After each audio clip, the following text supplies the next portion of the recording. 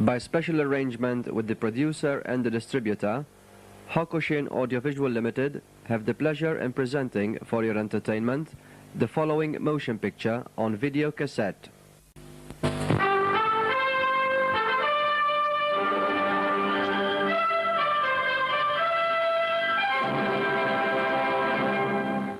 R2 Lightspeed taglines. A Star Tours reference? Yeah. Aww.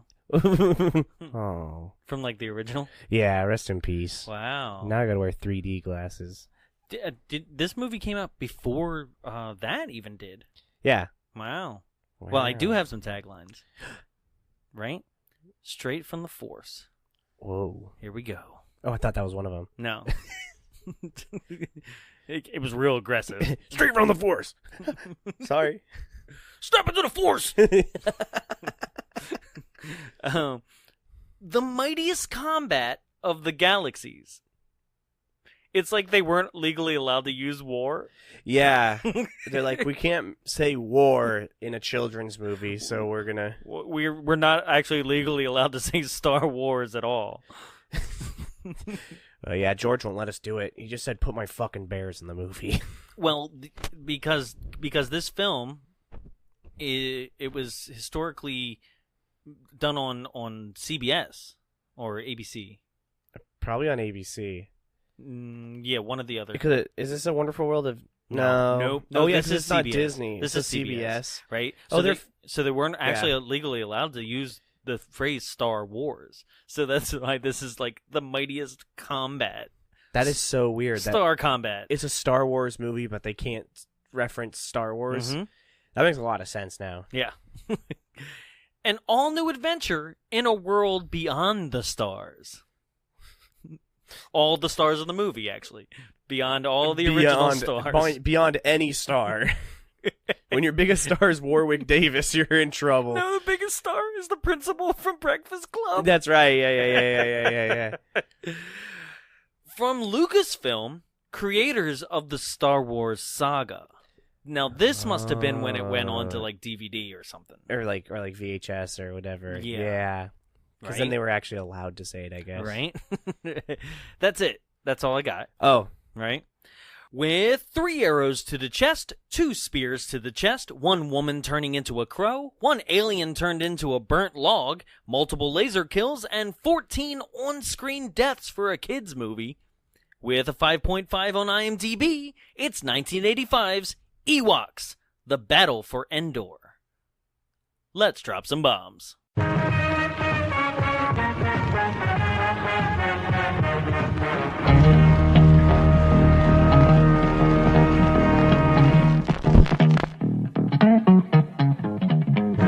I don't want you here. Get out. No place to go. I don't care about that. This house is for a family. You know what I mean? A family, home sweet home, all that. Hey, he's on my side. Why is that you wait from them, man? Go get him!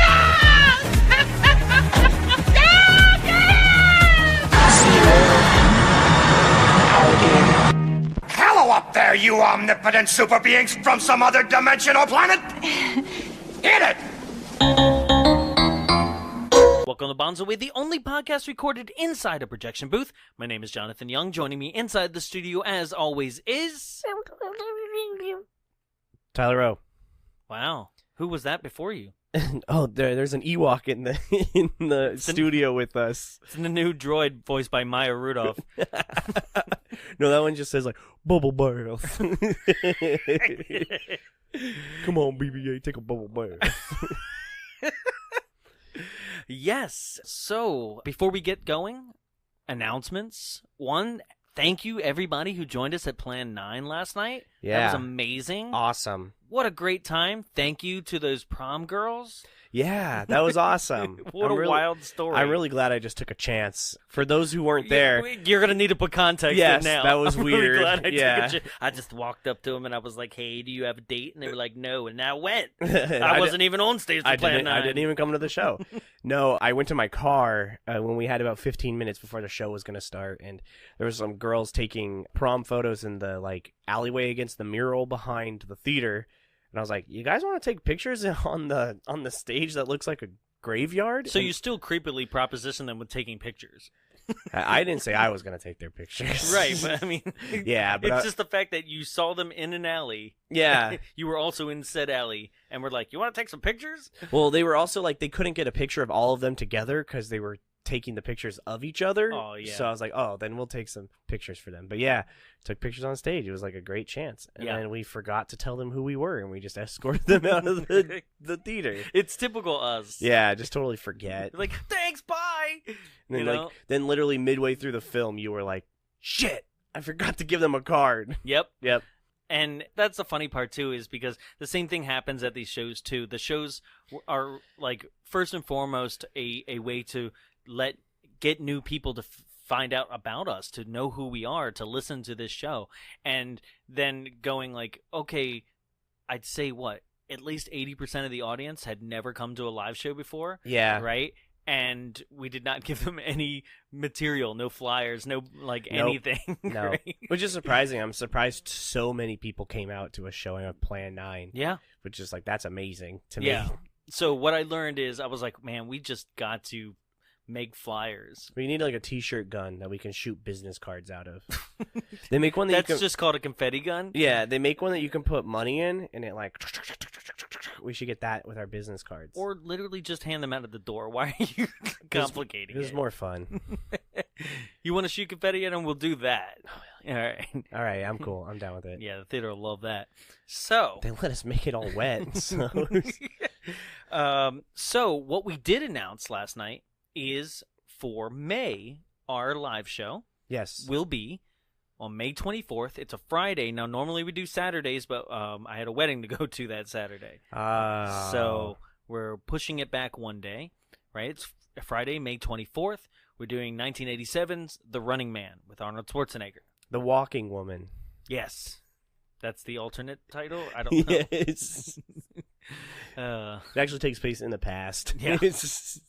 And that we will be joined on stage by the Grindbed podcast, which is our local kind of neighbors in in podcasting. They do a trash and grindhouse and exploitive cinema from 1960 to 1990, and they will be joining us on stage to celebrate, quote unquote, the I can't say anniversary because it was done in '87, but the anniversary of like when the movie takes place in the future. Yes, in 2019. Yes. So please join us for that one. Yes. Tickets are on sale now at www.freedacinema.org/events/bombsawaylive. And yeah, we'll see you there. Okay. Yeah. Also, make sure you get your hands on T-shirts. T-shirts. Okay, don't know when May's sale is going to come, but if you're following at Bombs Away Show on any of our social media, you will know because you'll see the posts. Okay? Yep. So you'll see the link there, so make sure that you're following us there. But there's some great T-shirts coming out. Tyler will eventually make his T-shirt that he keeps promising everybody. I'm so sorry. I know I have some T-shirts on deck based on the stalkers that are in the movie of The Running Man. Ooh. So I'm making like T-shirts as if you were a fan, like in the audience of The Running Man. Oh, so like sick. you would love your favorite stalker, like Dynamo or Fireball or Sub-Zero, any of those, right? Sub-Zero. Yeah, but not the one from Mortal Kombat. Oh. Right, just an Asian guy that dresses around like a hockey goalie. So Sub-Zero. Yeah. And so there'll be like character ones like that, and there'll be like the Running Man logo, like it's the TV logo with the ICS, which is the cable network it's on. Yeah. You know, like ICS presents the Running Man. Yeah, ISIS. Or like We Love Killian, which is the name of the show host. Mm-hmm. Things like that I'm designing now. So there's going to be probably our biggest set of T-shirts related to one movie. Yeah. But that's all on tpublic.com/stores/bombs-away-show. Okay? Okay. Okay. Anything else? Did I forget anything? I don't believe so. Okay. All right. So, happy May the 4th, everyone. May the trek be with you. What are you, Dave? Anyone watching? Nobody knows who that is. No, it's our Star Wars obsessed. Star Trek. Our Star Trek obsessed. Star Trek obsessed special person. Yeah. God, may the 4th be with you if you watch this film. Oh God, yeah. May the 4th deliver you from evil. Yeah. Jesus Christ. This feels more like Revenge of the 5th. Oh shit. This is a great film to watch. May the 3rd also the turd. All right, we're just slam dunking them today. Apparently, all the good jokes happened last night. On your end. This is the perfect movie to watch if you think the worst thing that Lucas has ever had attached to his name was the prequels. Oh, I thought the worst thing was the Star Wars Holiday Special. This is, at least that's entertaining. On a whole different level, though. At least that is entertaining and grounded in Star Wars. Right. This is the oddest thing I have ever seen Star Wars related. Yeah. So let me catch people up on and you as well, because I did the first one of these with Jarrett last year. Yeah. Okay. Previously on Ewoks. Yeah. But not the cartoon. No, the Ewoks Caravan of Courage. Yes. Yes, it was called Ewoks, the Ewok Adventure, Caravan of Courage. Okay? And in Ewok Adventure, the Caravan of Courage, we have the family known as the Tawanis, I believe, right? And I think it's Tawani. I could actually look that up. Yes, Tawani, Towani. Okay, so you have Sindel and her brother Mace, right? Which will be the first time they used Mace in the Star Wars universe, and then Samuel Jackson was like, "Yeah, fuck that kid, it's mine now." No one remembers those. Yeah. So Sindel and Mace crash land on a planet with their family. The movie opens up with the mother and father like looking for the kids in the dark in the Endor forest, right? And they can't find them, and then they got the two of them get kidnapped by some unseen monster, right? And you're already like, I don't remember any other creature other than the Ewoks in Return of the Jedi, but all right, we'll go with it. And so then Sindel and Mace get rescued by the Ewoks when they're under attack by a monster some other time while they're living in their spaceship, homeless, basically not knowing where their family is. Then the Ewoks bring them to their village, and the mystic head Ewok basically is like, he uses this magic dreidel. I'm not even joking. He uses this magic dreidel with like mirrors on it, and when you spin it fast enough, you can see images of like what you want to see, right? And that's how they figure out where the parents are. They're like basically in a giant bird cage hung by this giant creature in like the desert portion of the forest moon of Endor. Which we'll get all into that. We'll get into that. Jonathan and I had like a long discussion about what that truly meant. Right? And so the Ewoks go on a caravan of courage.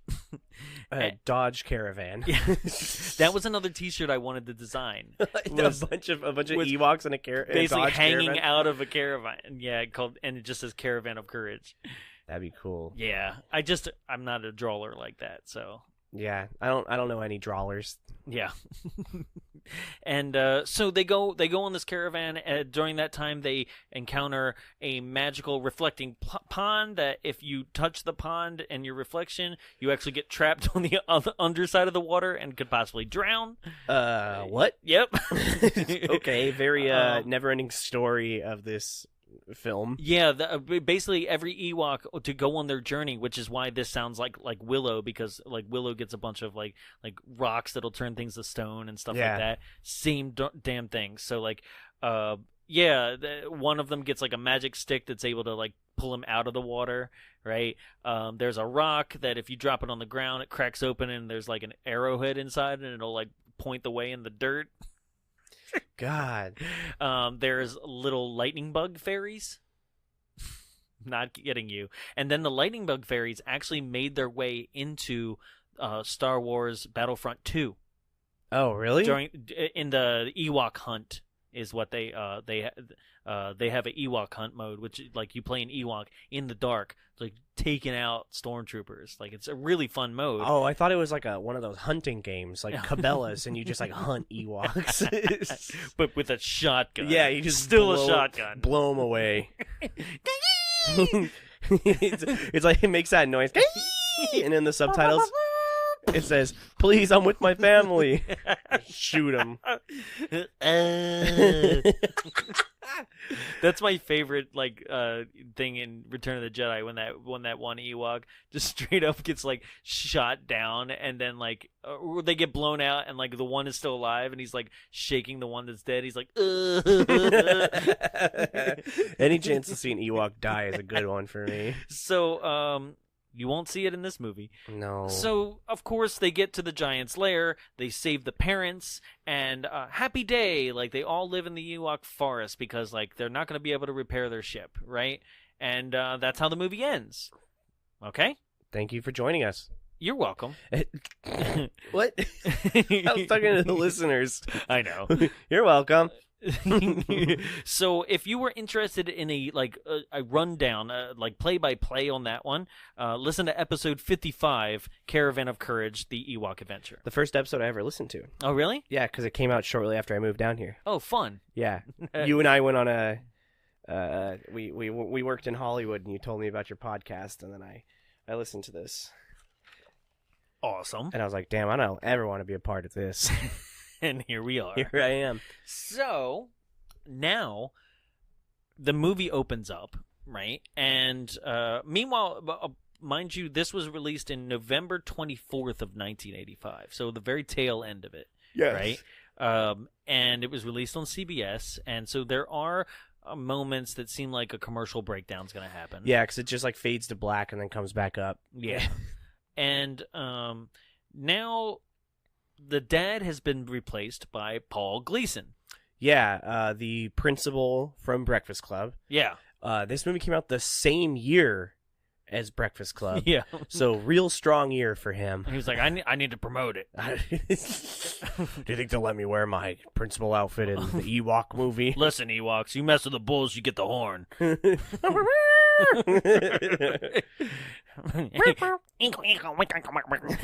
He's got toilet paper stuck to his foot. That is not the song. What? No, that's from Spaceballs. No, You're doing the Dink Dinks from Spaceballs. But I'm doing Breakfast Club as Ewoks. Oh, okay. What do you mean? Oh, no, that is the Dink Dinks. Yeah, it's the Dink Dinks. Shit. When did we get to Disneyland? No, you're thinking of the Ewok song at the original Return of the Jedi's? No. Oh. But so what song did you think you were doing? The song from Breakfast Club. Which is what? Oh, I can't remember now. You mean Don't You Forget About Me? No, when they're whistling. Oh, I don't know. Yeah, I could tell. Asshole, making me feel like I'm wrong. That might be the same song. The one I was just doing. Yeah, maybe. As Ewoks, as I said. God damn it. Well, then we just made a weird connection then. Yes. Because we just looped it back around. Anyway, so in the Ewoks movie, yes, Paul Gleason, they're fixing their ship. I didn't know the story of the first one going into this, but it sounds like they somehow just solved their space travel problem. Yep. Because he has like a fuel cell. Yes. And they're going to fly out of here like now. Yep, no problem. And so Cindel's the little girl. Yep. And she is saying goodbye to Wicket, which is the main Ewok that everybody knows from Return of the Jedi that originally met Princess Leia. Yeah. And it's played by Warwick Davis. Of yes. Leprechaun fame and all. This movie has 2 of the 4 famous midgets in Hollywood. it's got Tony Cox and Warwick Davis. Yeah. All they're missing is like is Vern Troyer and Peter Dinklage, and they could have had a full house. Damn. So yeah, he she's saying goodbye to Wicket, and now Wicket is full on talking. Yeah, he speaks. That was the most baffling part of this movie to me, was that the Ewoks speak full English. Yep. So they didn't speak English until, like, basically Sindel was helping him learn English in the last one. Yeah, okay, yeah, that makes sense. So she'd be like, Star Cruiser, and he'd be like, Star Cruiser? Right? He got those big stupid Ewok teeth, those like buck teeth. And just giant, bulbous, non-blinking eyes. They're so scary. Star Cruiser? I don't know who did the Ewok costumes for this, but they look terrible. They're the same costumes. Are they? Yeah. Well, they didn't age well. Yeah. No, this is all still Lucasfilm and everything. God, someone threw them. I thought maybe they made like new ones for cheap because these look terrible. No. They look like they were stored like in a bucket and just like thrown on. No, they're the same, but the eyes are like bulging or something. Yeah, no, they look like they left them in a trailer and they melted. Yeah. But yeah, no, everything's the same. Jeez. Yeah. So that's rough. Yeah. I hate Return of the Jedi, so I probably like I haven't seen it enough to remember that they look terrible in that movie too. Shut up. It's not the best, but it's okay. It's okay. There you go. I still put Revenge of the Sith before it. It's fine. When you watch Return of the Jedi 2 this Christmas, it'll be fine. Wow. Come on. Did you not see the trailer? You were so excited about the trailer the day after it came out, and now you're so upset with it. What's your definition of excited? You were like, oh my god, did you see the trailer? And now you're like, I never oh my godded. You did. No. You came to me in the break room, and you started punching me and hitting me, and I was bleeding, and you spit on me, and you're like, did you see the trailer for Star Wars? Rise, bitch! And you're like, None of that happened. It did. I have the scars to prove didn't. it. I know I'm going to go on a tangent here, but it's important. Look at that trailer and look at all of it, right? And it's literally it's Return of the Jedi again. Yeah, but so was the past two films were also just A New Hope again. Actually, Last Jedi was the farthest from Empire. And that's why everyone cries about it. Yeah, right? But people cried about Force Awakens being too much like A New Hope. Excuse me, it was actually nothing new, really, at all. Just Luke is a girl now for some reason. And then they made something very different, in my opinion. Yeah, Last Jedi, and now they're like, excuse me, this didn't feel like a movie at all. Not the Star Wars I know. Not my Star Wars. So I'm just already calling it, is what I'm saying. Like, me, I don't care. Like, I love them. They're great. Maybe they'll build another Death Star. Yeah. But what I saw, the parallels are, like, yes, we're getting the Emperor, like, literally in some way, shape, or form. Yeah. Right? They're being chased in a desert. They're going back to a desert planet, probably even Jakku, which is like them going back to Tatooine. Well, it's like you and I joked about. It's like, hey, Rian Johnson, thanks so much for making such a great movie, but I kind of had a plan, and my thing is, like, not doing anything different, so I'm just going to go ahead with that. Thanks. And all the things that you, like, destroyed, I'm just bringing them back. Also, Lando's totally going to fucking die. Yeah, he is. Part of me feels like Lando, Chewie, and the Falcon will just explode. That's what I was just going to say. It's going to fucking explode. Yeah, they're going to hit Leia's Force Ghost that's floating through space, and they're going to blow up. She's going to be like, I'm Mary Poppins, y'all. Flying with Yondu. As long as there is no Ewoks in this new one, we'll be fine. There's one. Jar Jar's going to show up, man. Him and the Ewoks. It's just everything. And B. Arthur from the Christmas Holiday Special. and Here to sing a song. And Lumpy. Chewbacca's son. Chewbacca's going to die, and Lumpy's going to come out and be like, oh, man. Well, even... Dude, why is it J.J. Abrams, hire us. Yeah. He's like, I really like those guys. I like it. They're talking about not changing anything. Yeah. They're talking about bringing back old school. I like it. Oh, man. But they didn't say lens flare, so. Okay, so, tangent over. Yes, Star Wars rant over. Right. So, like I said, Wicket is full on talking now. Right, and I'm just like, Jesus. And what's weird about this is that some people will say that this all happened before Return of the Jedi, in between Empire and Jedi, and you're like, no bullshit, like, because Like, he's all talking, and I really, in my opinion, this happened after, and I straight up think that the Empire wiped out all these other indigenous species that are possibly a threat. Yeah. You know? Well, wiped out these marauders, which are our bad guys in this film. Probably wiped out the giant from the first you mean movie. Wait, so you're saying this takes place after Return of the Jedi? Oh. But see, what you're saying is this takes place after, but the Empire came back, so it has to take place before, or all those animals were like, yeah, we just won't be in your movie, don't worry about it. Yeah. And all these weird people. Which is, that's right, because that was my question, where I'm like, what was the Empire thinking? To fight on that planet? To touch down and put their shield base on this planet, which seems very hostile. Because it's full of 3-foot tall bears that you could like kick over. But they managed to lose to a bunch of people with rocks. But also, if you're making this movie, right, and it's supposed to be in the continuity until Disney took over, then you also have marauders, you have gigantic giants. Yeah. Like enough where it's like, why didn't you just, like, I don't know, go to Geonosis where nothing's happening anymore? Yeah. You know? Like, technically, this is still canon, because this isn't... No, this is in the Legends now.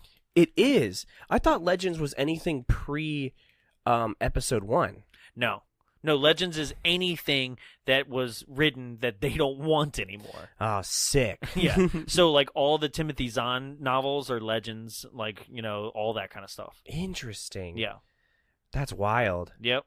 Well, thank God, because let me tell you. Well, because at first they were like, none of that matters, right? And people got pissed, so they were like, okay, it matters in the sense that we'll call it legend. Which is so weird for this movie because, interesting piece of trivia, there's Adam Driver is actually in this film. This is a subtle nod to the fact that I turned it off and I watched Black Klansman instead, and then came back to it later. I've been sitting on that one for so long since I've watched this. It's too bad I can't, in good taste, do anything that he says in that movie. No.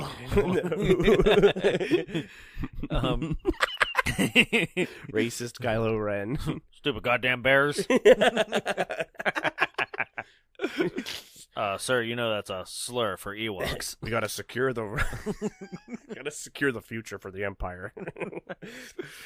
I'll finish what you started, grandfather. I won't let these goddamn bears take over this planet.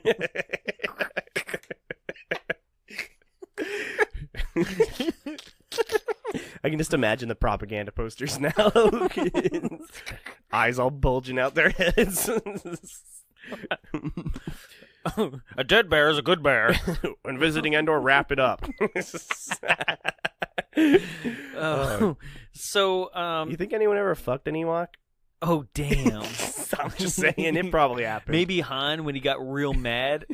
You know that part on the bridge where, like, Luke tells Leia that he's their sister, and then, like, he leaves and Han shows up and he's like, what's wrong? And she's like, I can't tell you. And he straight up is like, would you tell Luke? Is that what you tell? God damn it! Yeah, you know, that part, like, he's straight up jealous because he just doesn't know. I'll find a sexy Ewok. Right. Me and Chewie have been doing it for years. Yeah. You see us in the shower in Solo?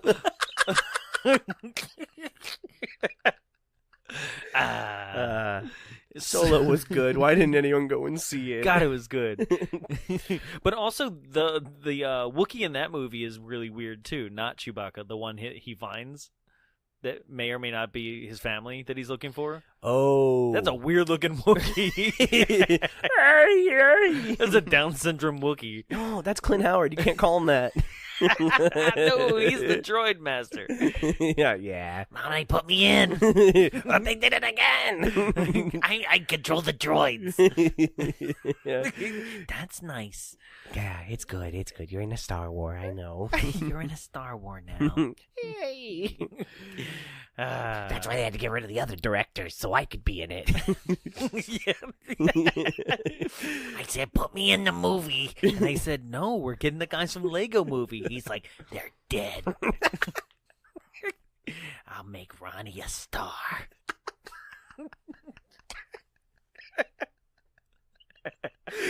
Oh, God. So we're 5 minutes into this movie so far. Like a minute. So she's hanging out with Wicket. Um, And then straight up, like, just laser fire starts happening. Out of and explosions, nowhere. everything, right? a war just happens in front of them. Yeah. And so, I guess horses are now indigenous to Endor. Don't even get me started on the shit that this movie introduces to the Star Wars universe. Horses and crows. and magic. Yes. Not even the Force. No. Straight up, there is a sorceress in this, and we're not talking like Jonathan and I had this discussion. We're not talking like the Clone Wars witches, the Nightsisters. the Nightsisters. We're straight up talking like a witch. Yeah. She does magic. So yeah, the witch that we're talking about, her name is Charal, Yeah. right? And she is like she's like Cher if she straightened her hair and was like wearing a bird feather costume. Yeah. Right? This is the, and also she is like all mistakes aside of what this adds to Star Wars. She's a very interesting character. Sure. And she's not even our big bad guy. No. She's like a peon. She's weak, Yeah. honestly. Because our main bad guy shows up with her. Right. They're harassing Paul Gleason. Uh-huh. And he Yeah, so basically the Marauders is this group of not bear size but normal size, like mutant looking people. and again, another thing that's so weird about this is why didn't they just make the Marauders the pig people? The Ognots? Yeah. Are they the Ognots? What do you just want midget on midget? No, not the Oh, the Ognots. Gamorreans from Jabba's palace. Nah, because they're like retarded.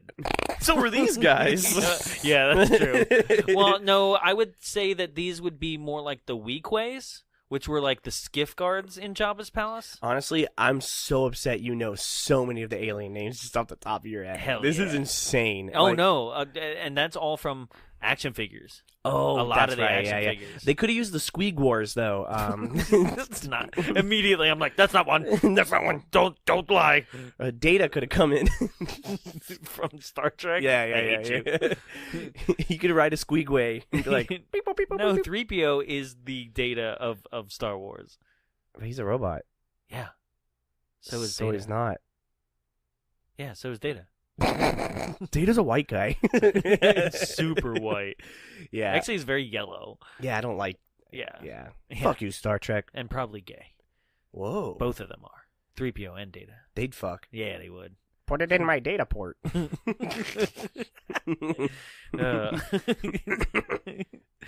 So the Marauders show up, and they're blasting the place to sky high, the Ewok village. Yeah. And this is where Mace, her brother, is shooting and fighting off Marauders with the dead body of his mother next to him. Yeah. And Sindel sees this, and he's like, "Get out of here! Don't look at this!" Yeah, he's like, bye. Yeah, like, she died from the Marauders, not me.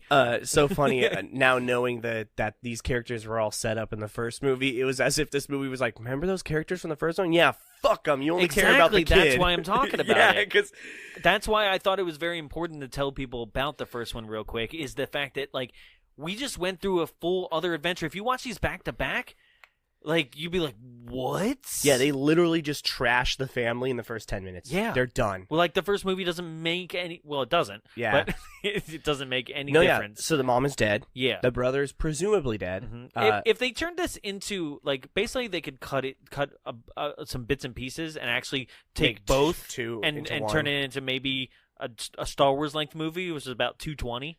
You know, Yeah. you would actually have something that is a little more cohesive. Yeah. Except for the fact that, like, you've never seen these Marauders before. This is maybe the first time they're attacking, right? Yeah. So you're just like, okay, halfway through this movie. Yeah, there's a lot that's not explained. Yeah. So then her brother's presumably dead. She sees her father. No, her brother is dead. So Oh, yes, he basically, is. Sindel has a bracelet.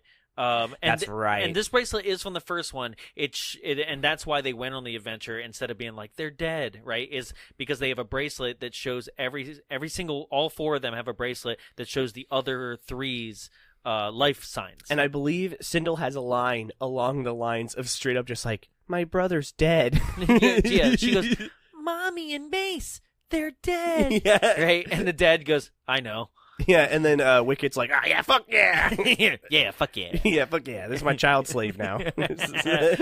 So, yes, so Mace gets blown up in a hut that he like dodged into. Yeah. And she runs, and then she goes to where the dad was with the spaceship. But now the main leader of the Marauders, which is Tarek, right? Yes. Which that Tarek is played by Carl Struykjen or Struykjen.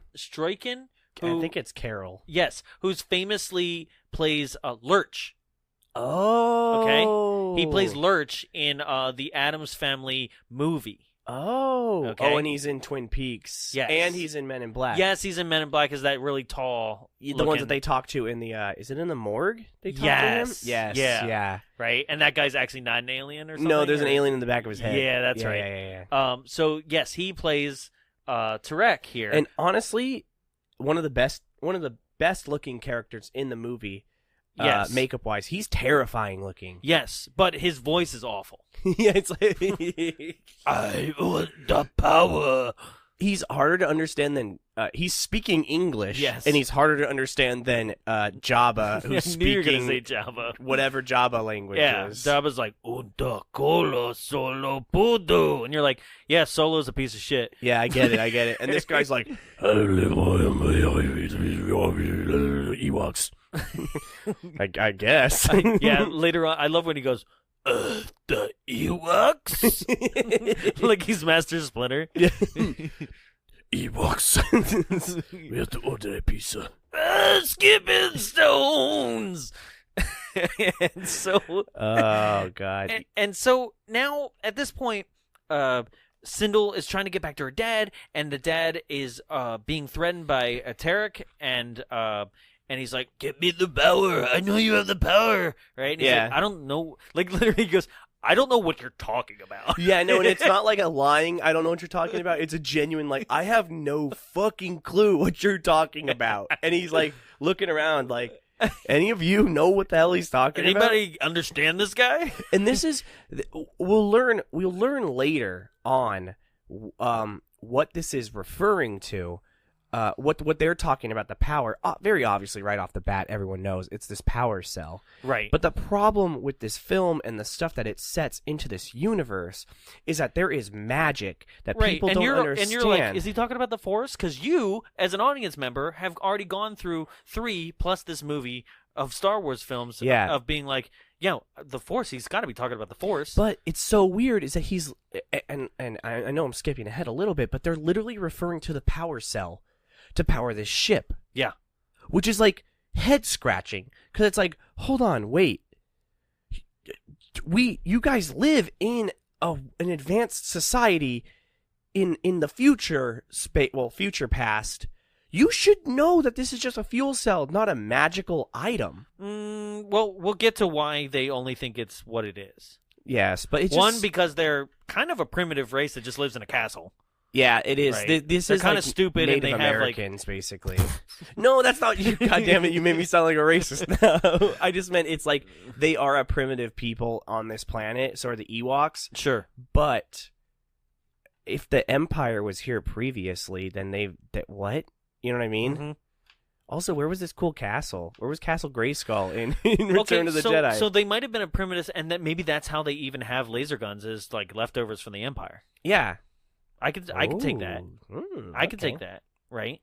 So, but I mean, regardless, they're a little slow. It is very obvious that they're a little slow. Yeah. Right? Because they just kind of pick apart this spaceship like they've never seen it before. Yeah. I believe Sindel and Wicket are watching from like a hill away, and the dad catches her eye and then basically like makes a distraction just so he can get to her. Basically, say a couple lines being like, "You got to go. The Ewoks will take care of you now." And she's like, "I don't want that." she's like, "Wicket's your dad now."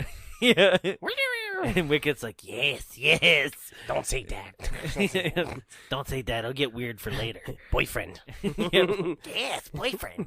Star Cruiser crush. And she's like, "Daddy, no!" And he's like, Right. "Go, leave, run." And so she leaves, And he and just he gets fucking dies. yeah, he gets shot and he's dead. And so now they're on the run. They are being chased by Charal, right? Yeah. Charal. Well, right? and then But we need to establish her, right? Like I said, she's wearing bird feathers and stuff like that, but she has this, like, basically, like, Cracker Jack box ring. Yeah. Right? And this ring, if you turn it, right? Turns you into a goddamn crow. We're not talking a Star Wars animal that looks like a crow. Nope. We're not talking a theoretical crow. A black crow. Go outside your house, look in the tree. A crow. And that's it. Mm-hmm. And she flies off. Yeah. Thus introducing the magic we have been talking about this entire time. Yeah. They run into the forest, Sindel and Wicket, Mm-hmm. and they're running from her As the crow. Yeah. But then this is the portion where they get to and they find a woman. So, guess what other movie has a crow? The Crow. No, like that's just like this, has little people, it's like kind of medieval fantasy, and has a person turning into a crow. Bad Santa. Willow. Yeah. Yeah. No, and then Yeah. and again, this brings up one of my Finn big... Rizal, Yeah. like literally changes from like a goat to a crow to like a whole bunch of stuff in the movie. And this plays into one of the reasons why this movie is very baffling on the surface when you're thinking of it as a Star Wars movie, but it makes so much sense when you give it any second thought about why they made this the way that they did. This is literally in the heat of like Star Wars was over, sci-fi is out. Now fantasy films are what's making the money. Mm-hmm. Yeah, because like Dragon Slayer was out, and Dragon Master, Dungeon Master. Yeah, and then obviously What's our favorite? Sex Dungeon Master? No, well, yeah, that's what he is. Oh yeah, Lord Cowboy. No, Dragon Slayer or damn it, Death Slayer, Deathstalker, Deathstalker 2. And I'll get you in Deathstalker 2. Yeah, so I mean we're in the throes of like Neverending Story. Mm-hmm. I keep forgetting the name of the title of the little people one. The Willow? Willow. I Yeah. keep wanting to call it Wicket because it's Yeah. W. But yeah, so and it's Warwick Davis. yeah, so like Lucasfilm couldn't just be like, oh, it's not for us. Right. We'll just make a shitty fantasy movie. Right. With Star Wars for some reason. Yep. But I mean, this all has the makings of what I guarantee they just threw some of the costumes and props and things over into Willow. Yeah. Even in the dungeon of this set is the cage that that people go down into the volcano in Temple of Doom into. Did you know that? No. Yeah, in the God. dungeon, in the like center of the room, Is the same cage. Is the cage? Oh my god. Yep. Yeah, see, and I personally, I know that I doubt this is actually what they were thinking, but I would like to see it. And to throw back into my really nerdy roots here, the thing that I know really well, Warhammer has started doing this, is it would be really interesting to see that if this was the start to an offshoot of Star Wars things, like if they were going to go in the route of Star Wars fantasy, right? If this worked out, or like I'm being nerdy here, Warhammer just started doing Warhammer horror, where they moved in that set, which some of the Star Wars books focus on like horror elements and the stuff.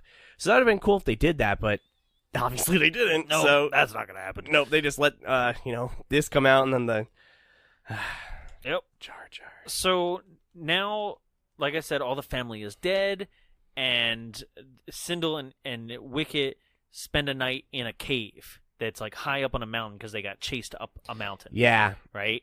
And there's a giant vulture that's up there, right? And I'm really glad, like, mind you, okay, I know it's not the best. It's not the Rancor of Return of the Jedi in effects, right? Yeah. But I'm going to give it to you for a television movie. The stop motion is not that bad. It's not terrible. The problem is that like the super dark black outlines around them is rough, which is common. Like if you actually go back to because you have them now, you have the original VHS. Yes, I have all three. Right now, if you go back and you watch, the biggest places where you can see it is in the Hoth battle, right? go back and look at the lines around the walkers. Yeah. And stuff like that. You can see these same black lines. But here's the thing is, right? Mm-hmm. We're watching this on a computer Yeah.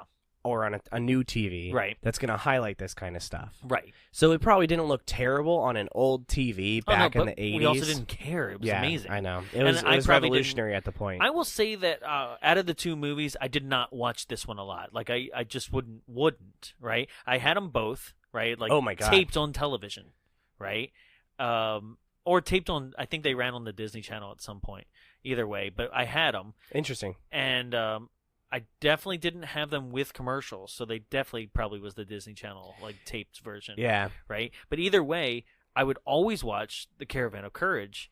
I remember, and for good reason, like, I remember not liking this one that much. Interesting. You know? Yeah. I thought that was a better story, and the weird part is that now when I watch this one inherently has more Star Wars elements to it in the fact of where I'm like, okay, it's a secluded planet in the Star Wars universe that really isn't up to date with the rest of the Star Wars technology, so I'll take it.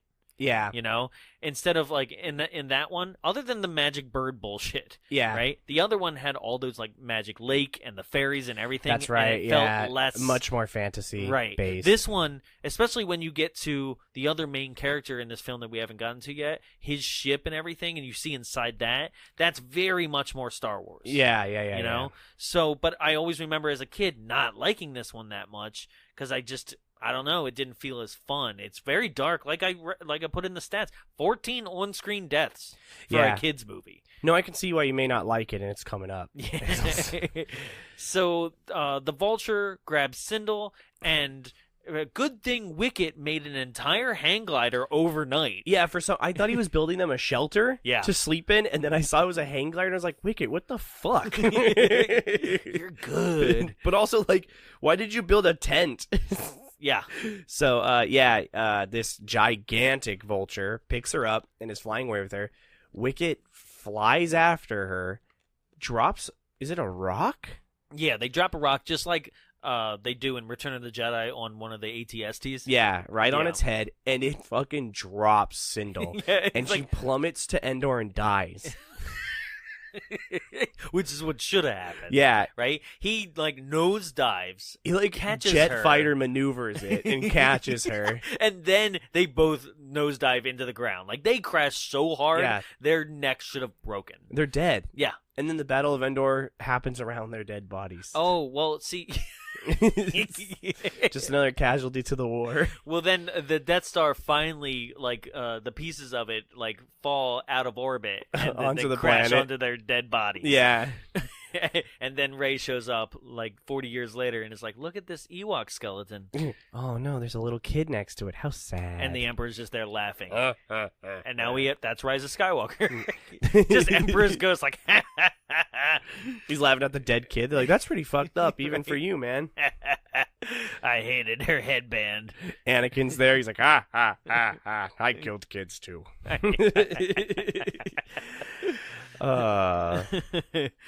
Oh, yeah. So, at this point, now, Wicket and Sindel get... They're walking around the planet, and that's right, they encounter Teak, which is basically the Quicksilver of aliens. It's this film's Jar Jar. It's the worst character. He looks like a throwaway, like he looks like the Hills Have Eyes. Okay, I thought you were going to say he looks like a rejected Captain EO character. Where they were like, no, that's too fucking ridiculous. We can't put that in Captain EO. And then instead they went with Hooter. Yeah. Yes, he's got buck teeth. He's like silver a rabbit. hair. Yeah, like a rabbit. And his like powers he just moves super fast. Yeah, he's like Quicksilver from X-Men, right? Oh, I thought you were gonna... He's like Quicksilver from Age of Ultron. He just gets shot. That'd be great. And he's not in another movie. Yeah. No, yeah, he just moves really fast. And he's like, man, why didn't they bring him back with the snap? Oh my god. I actually wanted that to happen. Spoiler alert, guys, that didn't happen. Well, I just never liked that they killed him. I was like, that's a waste of somebody. There's nobody. Nobody else important in that universe has that power. Yeah, but they just they were like, well, damn, Fox did it better. So it's the only thing they did better. Yeah, right. Only that character. But then they did it a second time, and it was not good. Yeah. Right. Hey, what if this time we did the same thing, but we put it to Eurythmics? That's 80s, right? Yeah. Ah, man. It's awful. Yeah, so we meet this character. He's in a tree, and he's like... Yeah. That's how he sounds. Just another role for a little person in Hollywood, apparently. And he brings them back to his house. Yes. So immediately they come in the house, and they're like, this place is a shithole. Yeah, yeah. And it's so disrespectful to this poor old man. Just like, and like they keep saying it. They're like, God, if I lived here, I'd never live like this. God, if I lived here, I'd hang myself.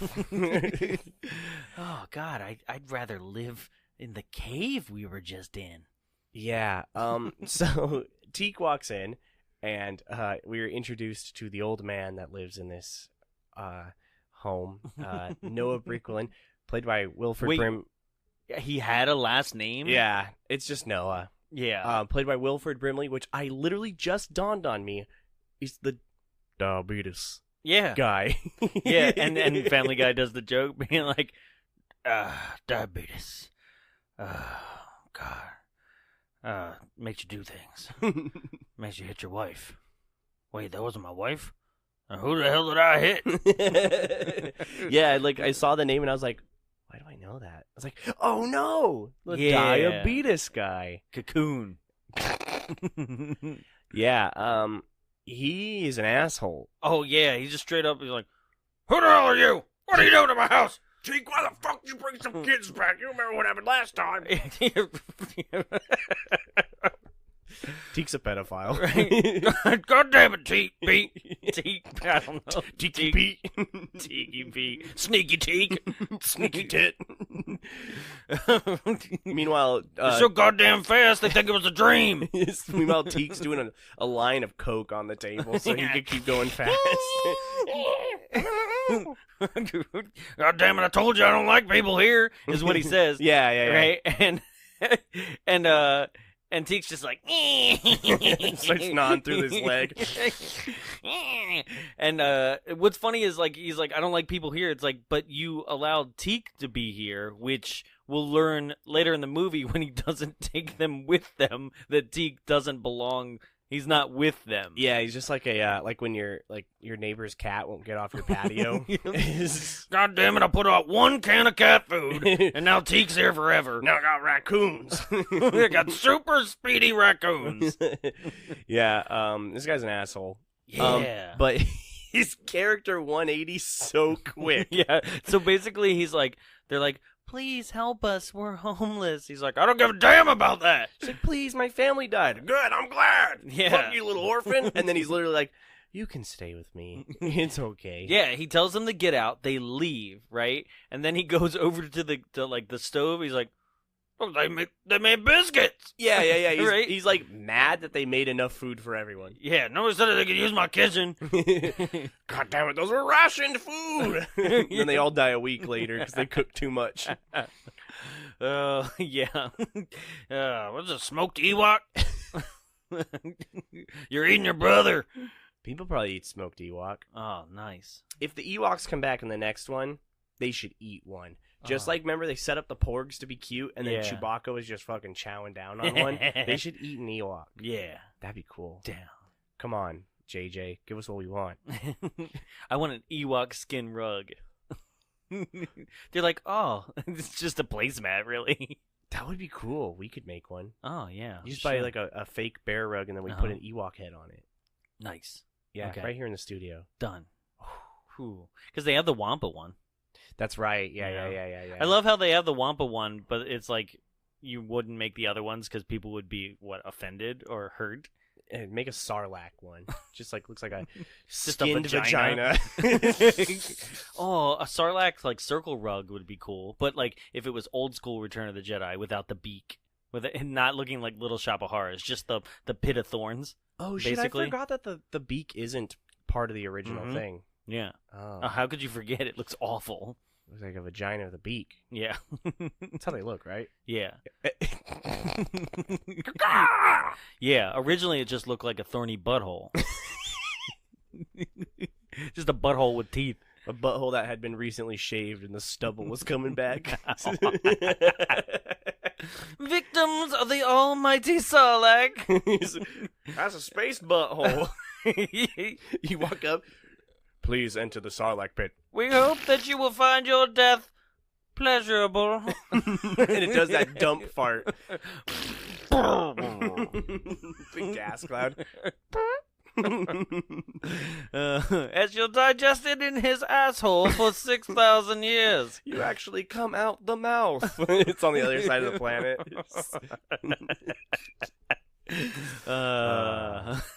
That's good. Sorry, Boba Fett just fell in an asshole. He did. He just falls in it too, which is the worst. That's why his father's death in Attack of the Clones is so poetic, because they're both such cool characters who just have fucking lame deaths. I mean, Jango's is a little better. Yeah, at least he gets to ride off in a horse at the end of the movie. Jango! Jango, your son will die in a butthole. Jango.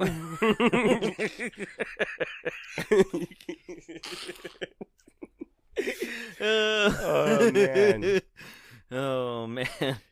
Back when that movie came out, I missed the opportunity to buy the best T-shirt ever. It's Jango Unchained, but it was, without the D, and it was Jango Fett's helmet and like his blasters up, like the poster for Jango. It looks so cool. Oh, I thought it was just like the Jango Fett. It says the N-word. Quentin, direct a Star Wars. Stop movie. saying clone. It's derogatory. Then it would be dropped a lot in a Tarantino Star Wars film. Does that say dead clone storage over my garage? Tell me, I'm going to tell you right now. Does it say dead clone storage in my garage? I don't need you to tell me how good my coffee is. I know how good the fucking coffee is. I made it. I don't need you to tell me how good the blue milk is. It's great. I milked it from the titty right now outside. This is that Tarantino Star Wars that we heard about. Did you hear about that? I thought it was a Star Trek. No, it was Star Wars that they were talking about. Well, it might have been both, honestly. I think the rumor was just going around. Well, God. that's where it is. Tarantino Star I don't need Star Wars. dead clone storage. Samuel L. Jackson gets to come back. It's the Mace Windu origin story. What do they call a Big Mac In space! in Coruscant? No, it's just called a Big Mac.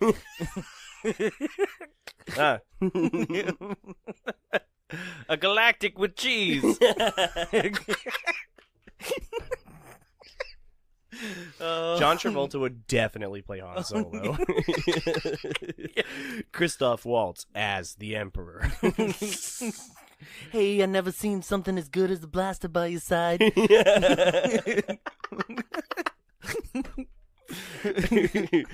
And featuring Uma Thurman's feet.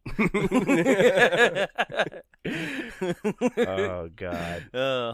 Quentin, please, give us what we want.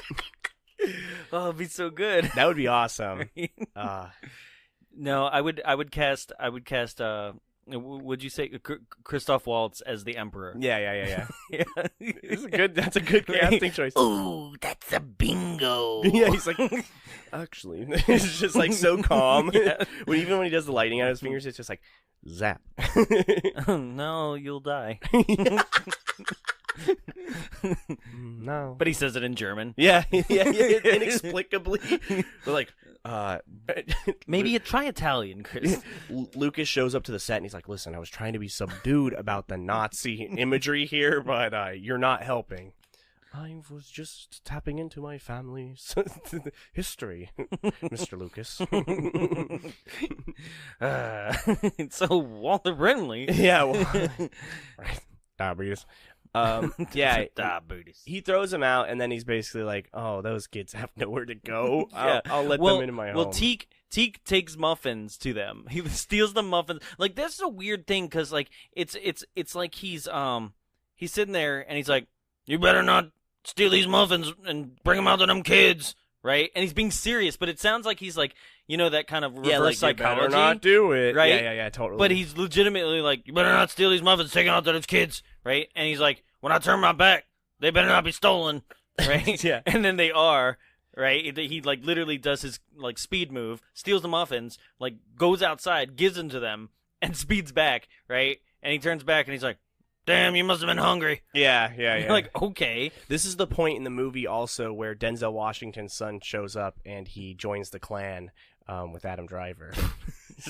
This was the point of the movie where I turned it off and was like, Black Klansman's on HBO. I watched that because I couldn't do it. I was like, this is a 2-seater for me. Like, I need to rewatch this later. Yeah. Yeah. So, basically, after this, he like looks out the window. He's like, "I guess you can come in, but you can't stay." Right? And he's like, "Yeah, they'll stay." Yeah. Right? He shacks them up. Like Sindel has a weird nightmare. Yeah. And I don't remember what the I don't nightmare remember was, either. Right? But they do. And then there's this like song that she sings, but awful. Awful. Like I was just like, you guys could have cut it. She wouldn't have remembered that she did it. Yeah, no, that was pretty terrible. Or even if she did, she's probably not proud of that. So, like, it's not like you would have offended her. She already got one full movie. It's not like her parents are going to be like, "Damn you, the song was a family heirloom." I don't remember this movie being in the Shirley Temple box set. Animal crackers. Because I was just like, nice try, sweetheart. Their parents showed up to the set. She's like, "She can sing too. She can sing." And she's like, "I don't really like singing, Mommy." And like, she can sing.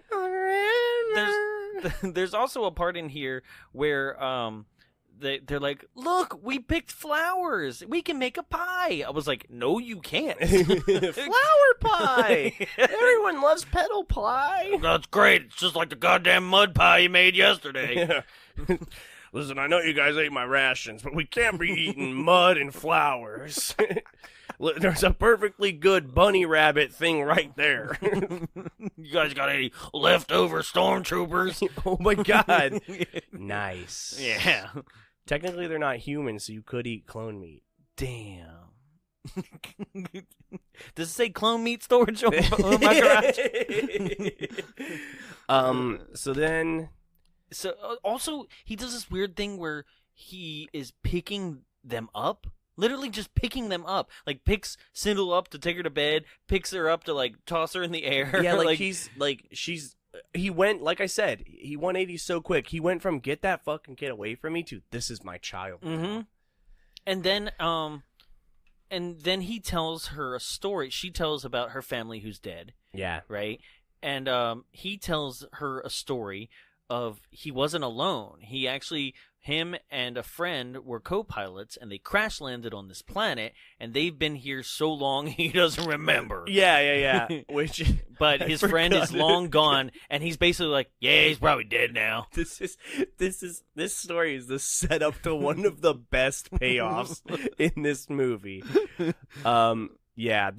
You think this is just a throwaway story, but then, like, in 10 minutes in the film, it just comes to a weird head. It's just, like, out of nowhere. And then, now, the next morning, Sindel goes outside, and she's hearing the song that she was singing the night before. Yeah. Right? And she sees a lady in white at the lake. She sees the with like a white unicorn. She sees the high elves from Lord of the Rings. Yeah, sitting out there, and she's like, "That song, how do you know it?" And literally the response she goes is, "I know many things." And you're like, "Mom, I know many things." Look at me, I'm the youngest. I sing songs. I sing the greatest songs. I know many, many things. I know many Ewoks. That's the moment where it's such a red flag. How do you know that song? I know many things. I'm gonna leave. If you're gonna be pretentious, asshole. I know some of the greatest marauders. I know some marauders. They're very good people. I mean, the Ewoks versus the marauders. They're bad people on both sides. The Ewoks are not the best that are coming in. They're not giving us our best. They're rock throwers. They're log jumpers. Oh God, that's an Ewok slur. Log jumper. We need to build a wooden dam. Need to blow up Endor. Make Endor great again. We need to keep out the Ewoks. Oh no! I'm really afraid of little people. Tiny hands. Officially now my favorite episode. Oh my God. God damn. So at this point, the lady in white just immediately is just like, psych, I'm the lady in black, I'm the crow. Yeah. She's like, I know many things. Ah, fuck it. Right? And I guess she had to disguise her horse too. Yeah, she disguised her white horse as another white horse, just with a horn. Which again, that means there's unicorns in Star Wars. And the fact that she thought she had to lure her with a unicorn. And what do you want her to do? Be a man sitting in there with a bag of candy? Hey, kid. Welcome to the middle of the forest. Would you like some flowers? I heard you'd like to make them and eat them. Oh, wow. This is much more trustworthy than that woman with a horse. I'm a clown. Oh, my God. Get in my space van. It's got free candy written in Arabish. It's that guy from episode 2. You want to buy some death sticks? The fact that that's a real character. Yeah. God. You don't want to sell the little girl death sticks. Apparently my Obi-Wan's John Lennon. Yeah, I don't know why that was. Peace and love. I'm gonna get shot. God. Like you had nothing else that he says. Fuck John Lennon. Oh, God. He's a shitty person. Damn. That's right. Coming for blood. Oh, man. Padme's the Yoko Ono of the group. Jesus Christ. What? That's heavy. You were my brother, Paul. No, it would be the other way. It would be, Anakin is definitely John Lennon. Yeah. Paul's like, don't try it, John. I have the high ground. He starts playing the piano. Imagine there's no war. He just chops him in half. I told you not to try it. I'm joining wings. You were my brother. He's like in the fire. He's like, live and let die. Oh, I hate you. I truly, truly hate you. Now that your John Lennon went to Austin Powers. I hate you, baby. This is a bad, bad burn, baby. I'm sorry. It seems in your anger, she made shitty art. I'll bring peace and prosperity to my new empire, baby. It needs to be groovy. Okay. Oh my God. So, at this point, we both really like Star Wars. Yeah, that's great. This is a great May the 4th episode. Yeah. I thought we were really going to focus on just this shitty movie. No. This always happens when it's a really shitty movie. So, now, Charal kidnaps her, right? Just takes her on horseback. Takes her to Castle Grayskull. Bring me the girl! The Star Wars of the 80s. No lie, guys.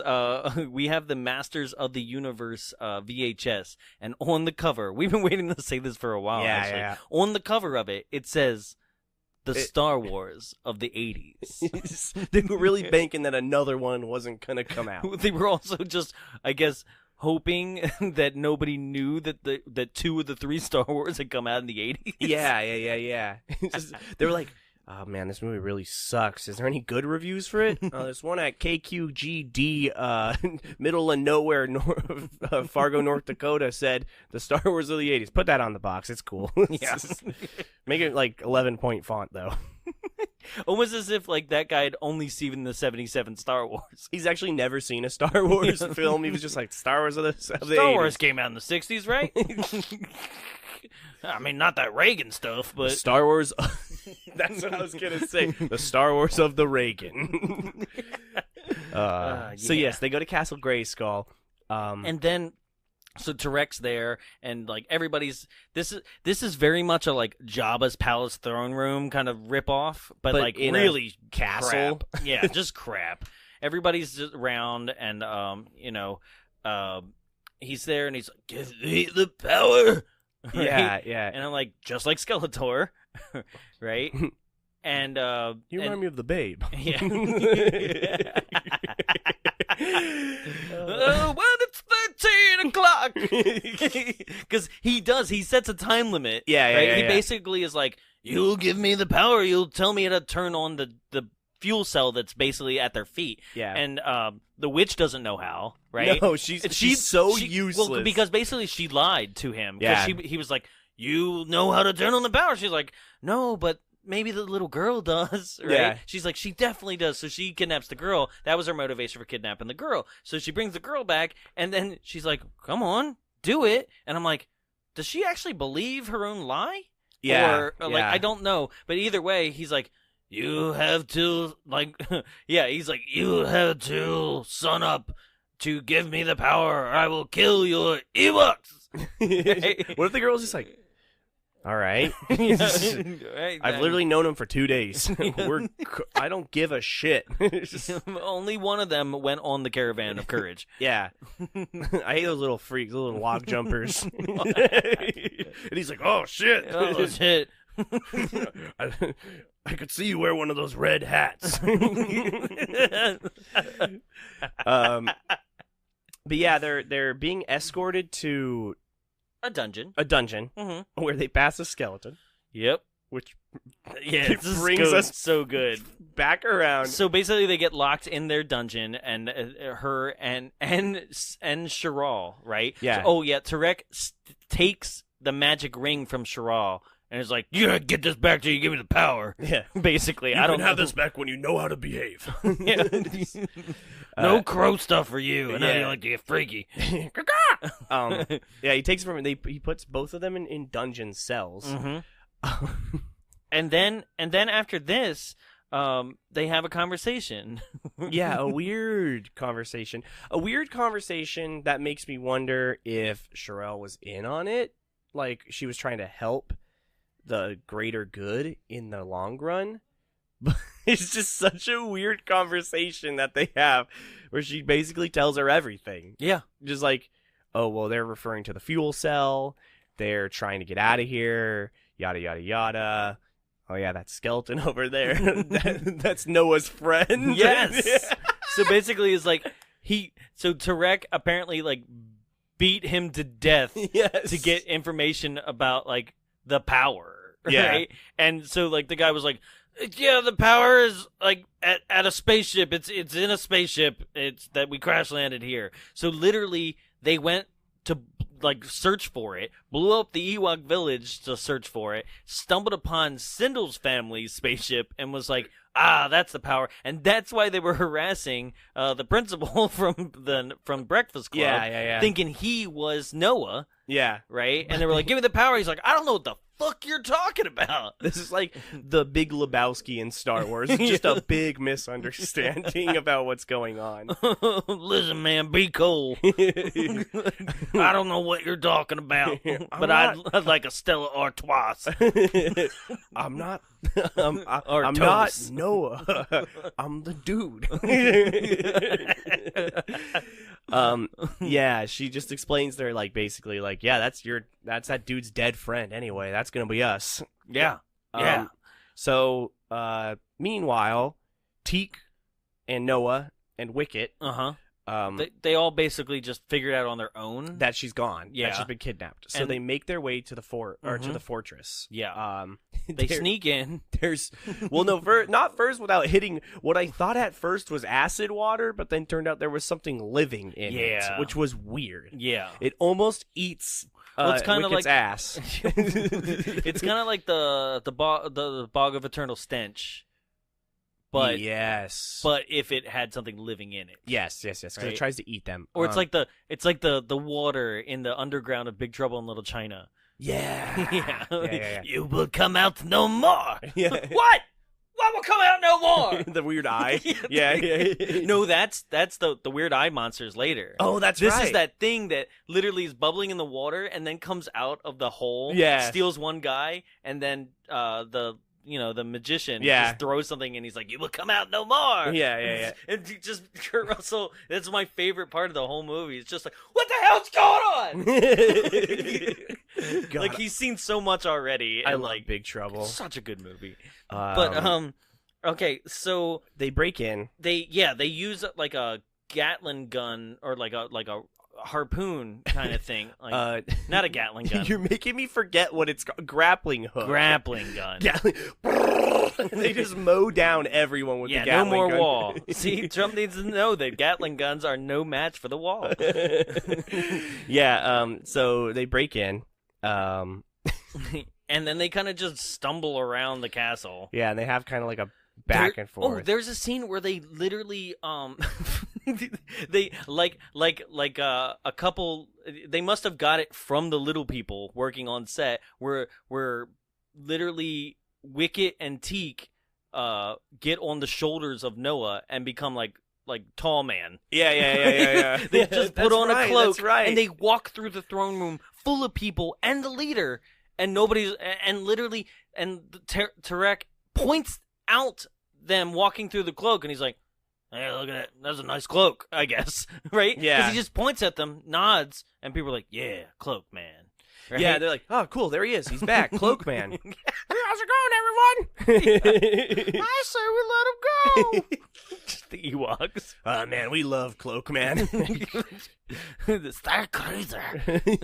I let him go. Remember when he killed that village of kids? God, Cloak Man's so cool.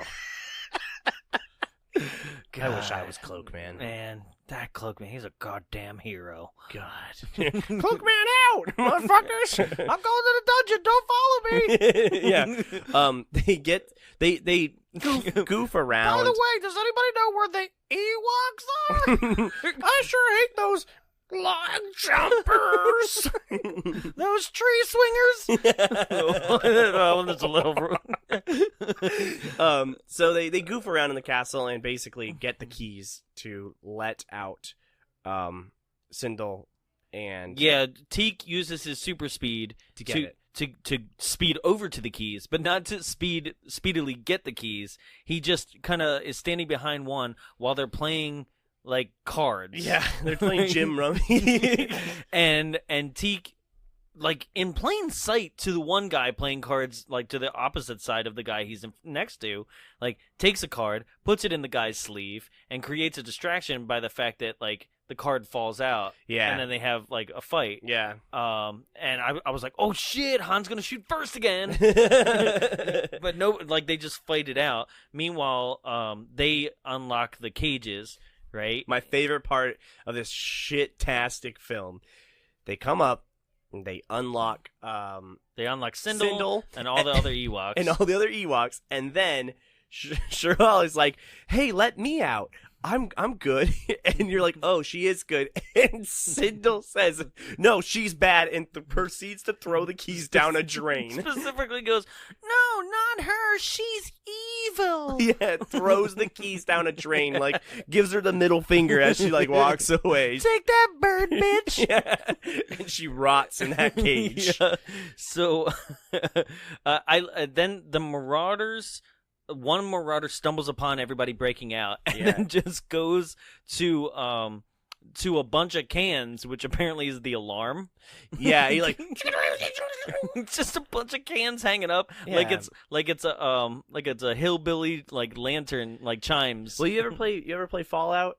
No. Oh, in Fallout, there's actually an item that will alert enemies around you. It's just literally tin cans on a chain. Oh, so when I God. saw this, I was like, huh, it is practical. Yeah, he rings it, and everyone comes in, and literally, this is some Scooby-Doo bullshit. All he needed was, like, the Benny Hill, like... Ewoks have guns for the first time ever. 9mm. They're killing people. They are there. They have lasers. Yeah, and yeah, they're yeah. just shooting the marauders. Yeah. And they're just falling like flies. Yeah. And then in the most Star Wars thing in this movie, like, because all the guns, I don't really recognize them because they're like wrapped in like things that make them look like Mad Max guns instead, yeah, just like it's leather wrappings yeah. and stuff like that. So the most Star Wars thing is that he actually has a thermal charge. Yeah, that he throws. No, Oh, he puts yeah. it against the wall. Oh, that's right. Yes, it sticks to the wall. So yeah, thermal detonators are the sphere grenade style, like Leia dressed as Bouchehead in Yeah. Jabba's palace. Yes, you're right. Thermal charges are what, Han and the crew place in the shield Yes. generator in Endor. Yes, you're Right? right. You're So right. maybe he got found that. No, thermal charges are definitely a big thing. Yeah, yeah, right? yeah. It's like C4 in the... Yes. Places that on the wall, and then that blows the wall out, and then they proceed to like do like a line across the moat. Yeah, which I thought they were going to zip line, but no, they just like slowly crawl across this rope. Like, come get us! And then they slowly get across, and then all the marauders Start coming too. And of course, like, you should have seen this from a million miles away. They cut the rope. They cut the rope on their end once they get down. Yeah. Right? But what's better is those guys start climbing up that rope, and Tarek comes into this room, right? And is so pissed off at the situation that he just cuts the other end of the rope. Yeah, while the guys are on it, he just kills his own men because he's mad. Yeah, he's not a bad villain per se. No, he's pretty good, but they Yeah. fall in the water Yeah. and they get eaten. Yeah. Presumably. By whatever's in that water. Yeah. Right? So now the Ewoks and Noah and Sindel, they're all running back to what we didn't mention is there is a scene where Noah went off out of his cabin and went off alone in the woods, and Sindel and Wicket followed him and actually discovered his spaceship that has been like just stranded like without power. Yeah, and yeah, he's yeah. been trying to fix it for years. Right? Yeah. So that's what they're all racing back to because they actually have the power generator now too. Yeah, and that's another thing is when they're in the cages, Sindel and Charal, she's like, they want the power, and then Sindel's basically, Oh, yeah, like, are you fucking stupid? That's just a fuel cell. Yeah. It's like, you idiots. It's a really weird, like, you mean the fuel cell? Yeah. It's like, oh, these guys are dumb. Yeah. Hella dumb. But yeah, he goes out to he shows them his secret dance spot. Where he goes and dances his feelings. With Flashdance? Yeah. I mean, not Flashdance. Footloose. Footloose. But I am specifically thinking of like when Hot Rod makes fun Yeah, of it. yeah. He falls down a hill for 3 minutes. Run, run, run like a gun. Yeah. So then You they can never, never, never, never, never, never. That's the song. Yeah. Hot Rod. Yeah, it's good. Same song as Footloose. As Footloose, though. Yeah, yes, yeah. yes. It's great. But So they're proceeding on their way to the ship with the fuel cell. And a whole bunch of shit goes down. This is finally leading up to the battle for Endor. It's like literally, I guess. it's like 10 minutes left of this More like the movie. battle for Noah's ship. Yeah, the battle for the 10 feet in front of the castle to the ship. The battle for Desert Land. The battle for the matte painting. So that's something that we actually didn't cover. Should we do the farthest moon of Endor thing? Yeah, we were both very confused Mhm. about what the forest moon of Endor means. Yes. Because I was under the impression that it is a forest moon of Endor, as in Endor is the planet. Jonathan was under the impression that it's the forest moon of Endor. Like, Endor is the moon, Right, and it's just a forest moon. Yeah, basically like the forest planet of Earth. Yeah, basically. And I believe what we came to was that you were correct. It is correct. Yes. Yes. The forest moon of Endor it's Endor, it's a forest moon. Yes, and there was official, at least as official as you can get, like from like Wikipedia, which I mean it's still like fan based thing, but like if there was an argument about it, like it would be under like review and stuff like that, right? But instead. Basically, it's known in the actual canon, right? It is known as a small forested moon that orbited the outer rim planet of the same name, is what that says. Oh, that's right. So we were like both right. Right. So basically, it did orbit a planet Named Endor. but yes, correct. But the name of the moon is Endor. Right. The barren moon of moon. But then what we also realized is about our own life on this planet is that our moon doesn't have a name. Yeah, it's just named Moon. So that's upsetting. We are so dumb. Yeah. Yes, that's Titan, largest moon. Ah, cool. What about that one? Oh, that's ours. That's Moon. Moon. Don't fucking ask about it, kid. All right, Dad. Who's the man in it? Who's the man? If you believe they put a man on the moon. Wait, hold on. The moon, also known as Luna. Which means moon. Yeah.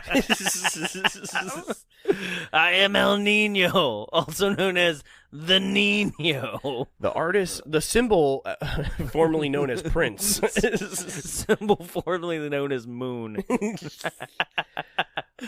So, yes, there's a tussle. The tussle for Endor occurs. The struggle. The struggle for Endor. The slap fight for Endor occurs. Yeah, so like they're the Ewoks and everything, they're running through the forest, but then like the Marauders seem to be having the toughest time getting through the same terrain.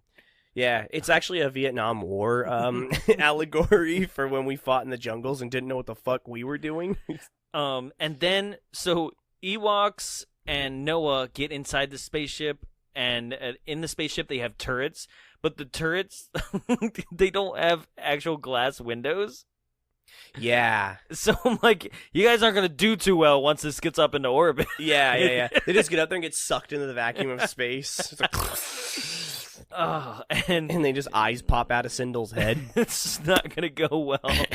I think my life signs are gone too. My eyes! Oh, it's like Event Horizon. Yeah, where the kid's like huddled in, all the blood's coming out of him. Shut your eyes! Just shut your eyes, Sindel. Dude, that'd be so fucking sick if she just like imploded from space pressure, and then Wicket was like, and just like, I told you I didn't want any goddamn people with me. Wicket's eyes actually suck into his head normally instead of bulging out. Ah, thank you. Oh, thank you. Space pressure has completed our evolutionary track. I think the pressure's getting to me. Oh, God. So now they're fighting, and Tarek goes and he's like, Noah! Outside of his ship. And I'm like, how the fuck does he know his name? Yeah. Right? Maybe his friend told him that too. He's like, my friend's name's Noah. All right, that's all I need to know. Just like, Right. smashed his face. He looks like him too. Years from now, he'll be most well known for doing a diabetes ad. All right, thank you.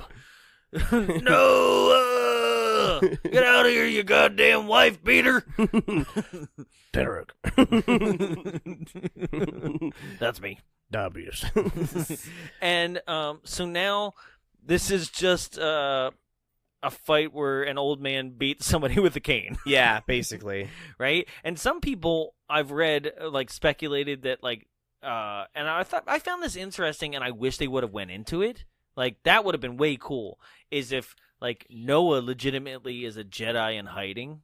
Oh. That would have been way cool, and that his story like was a lie.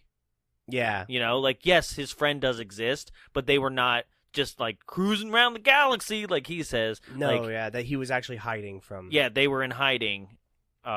Interesting. Yeah. I mean, that would be very interesting. It would make it way better. It would make it fight so much better and so much smarter. Yeah. But I guess, I don't know, they're still, at this point, still playing into the fact that, like, Luke is the last. Like, sure. Yeah. Right. Well, yeah, in this, like, chronological order of how these films were made. Yeah. Yeah, absolutely. There's not supposed to be any more, basically. Right. So. But then Lucas was like, no, they're all over the place. Yeah, which is so funny because, like, I guess by saying, like, Luke is the last, it's not necessarily true because obviously Obi-Wan was hiding. Well, so this guy totally could have been hiding. By the time Luke is in training with Yoda, he would be the last. Yeah.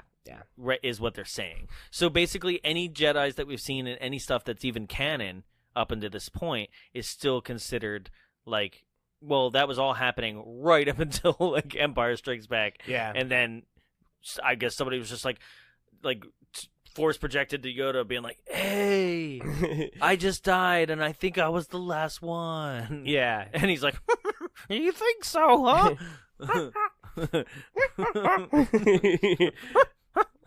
Seagull, stop it now! So I love Star Wars. Yeah, that's what I was thinking of. I love Star Wars, and I do know a lot about it. But one thing that's always confused me, I just never have given it any time to read. I got you. Are Jedi just Force sensitive people, or are they Force sensitive people with a job?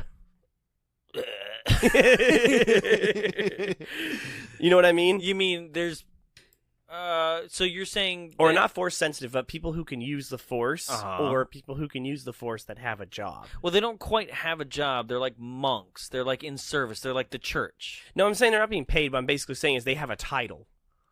Okay. Because, like, Well, no yeah, one's there's ever people. said... There's people that don't get discovered all the time. Yeah, because what I'm saying is, like, Leia is very clearly can use the Force, Mhm. and is even in the original 3, it is Uh-huh. very heavily hinted that she, like, is at least Force sensitive. Sure. But no one ever says she's a Jedi. Right, because she's not.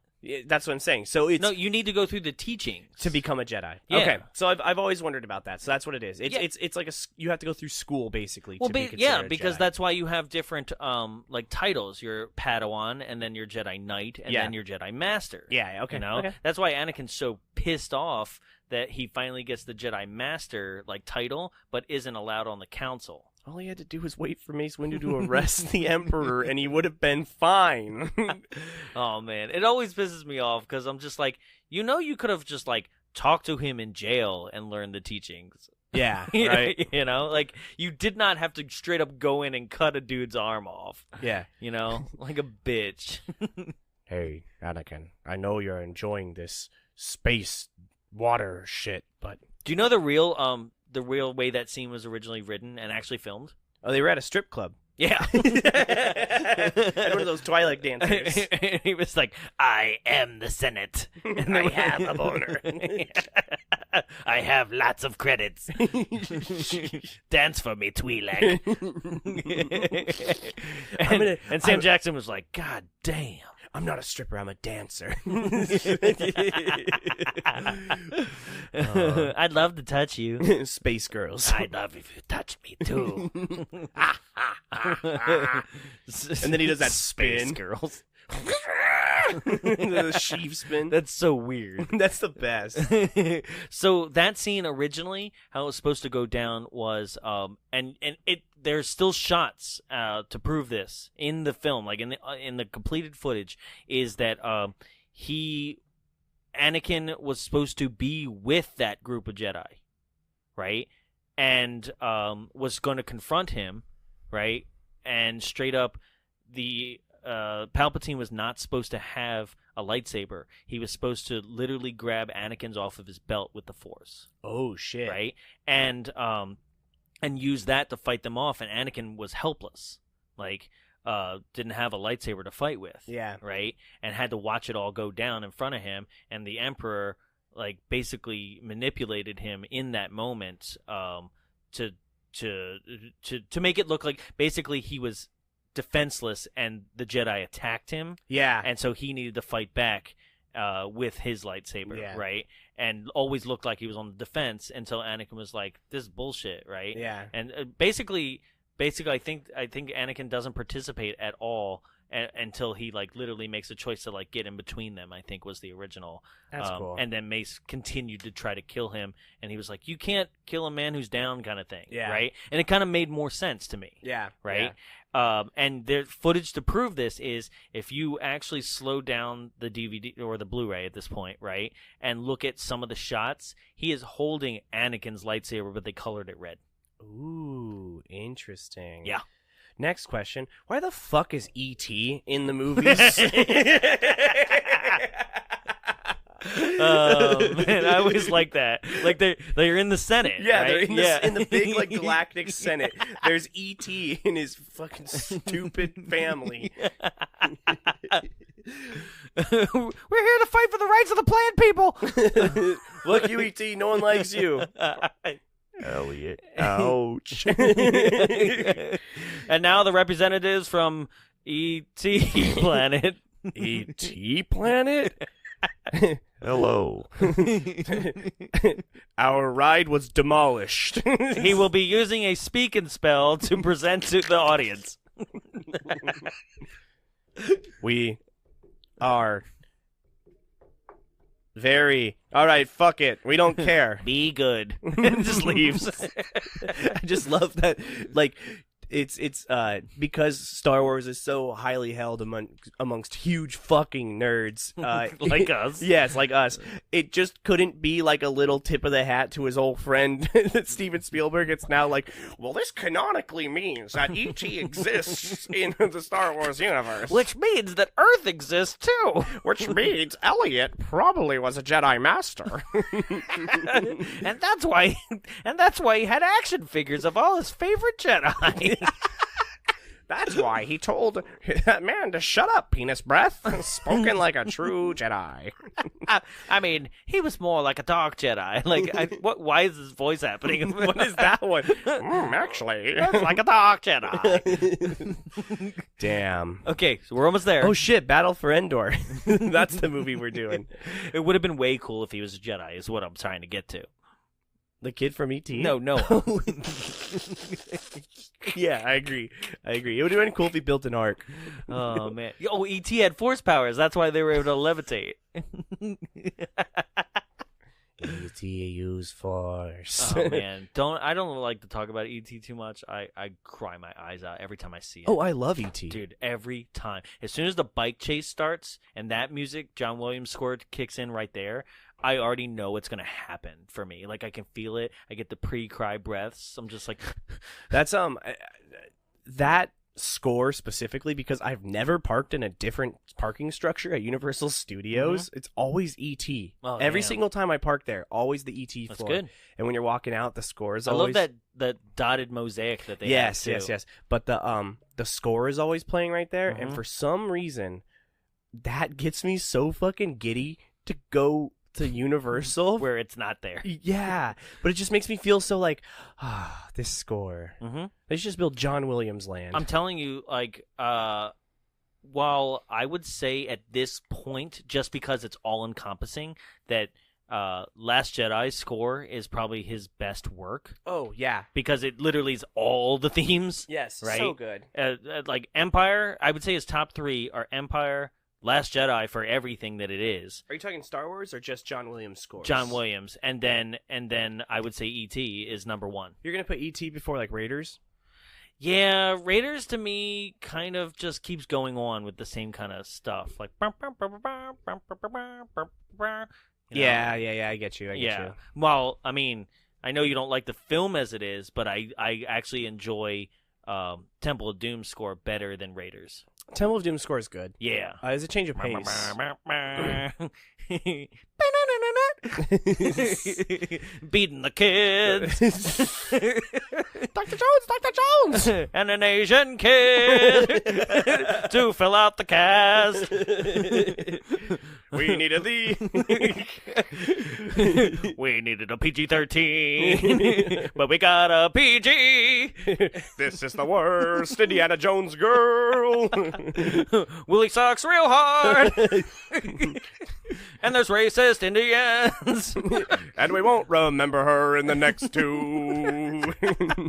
They probably still boned. They definitely boned. Remember when he grabs those statues' titties?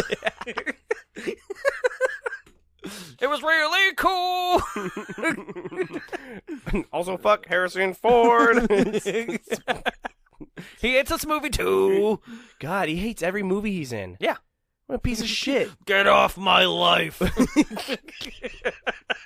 Wait, I think we made an Air Force One joke last time. Hey, what goes around, man? Air Force Two. Yeah, get off Mike Pence's plane. That's what it was. Yeah. Oh God. So, yeah, because that would be him. The hard. I'm going to use a word that I wouldn't normally use, but it's good for the joke. Oh no, I'm scared. Get off this faggot's plane. Because that's Harrison Ford. Yeah. Like you're just like, Harrison, no. I can say what I want. I got an earring. He's like, catch me in Life of Pets 2. You saw that trailer, right? It's It awful. played before Endgame. Yeah. Like you guys paid. Actually, no.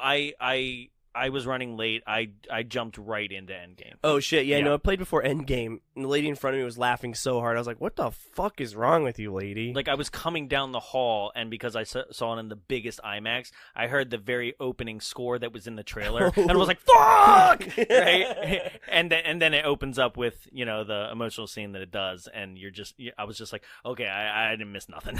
You guys listening have till 2 episodes from now to get your shit together before we just start dropping shit in the episodes. I'm gonna say that.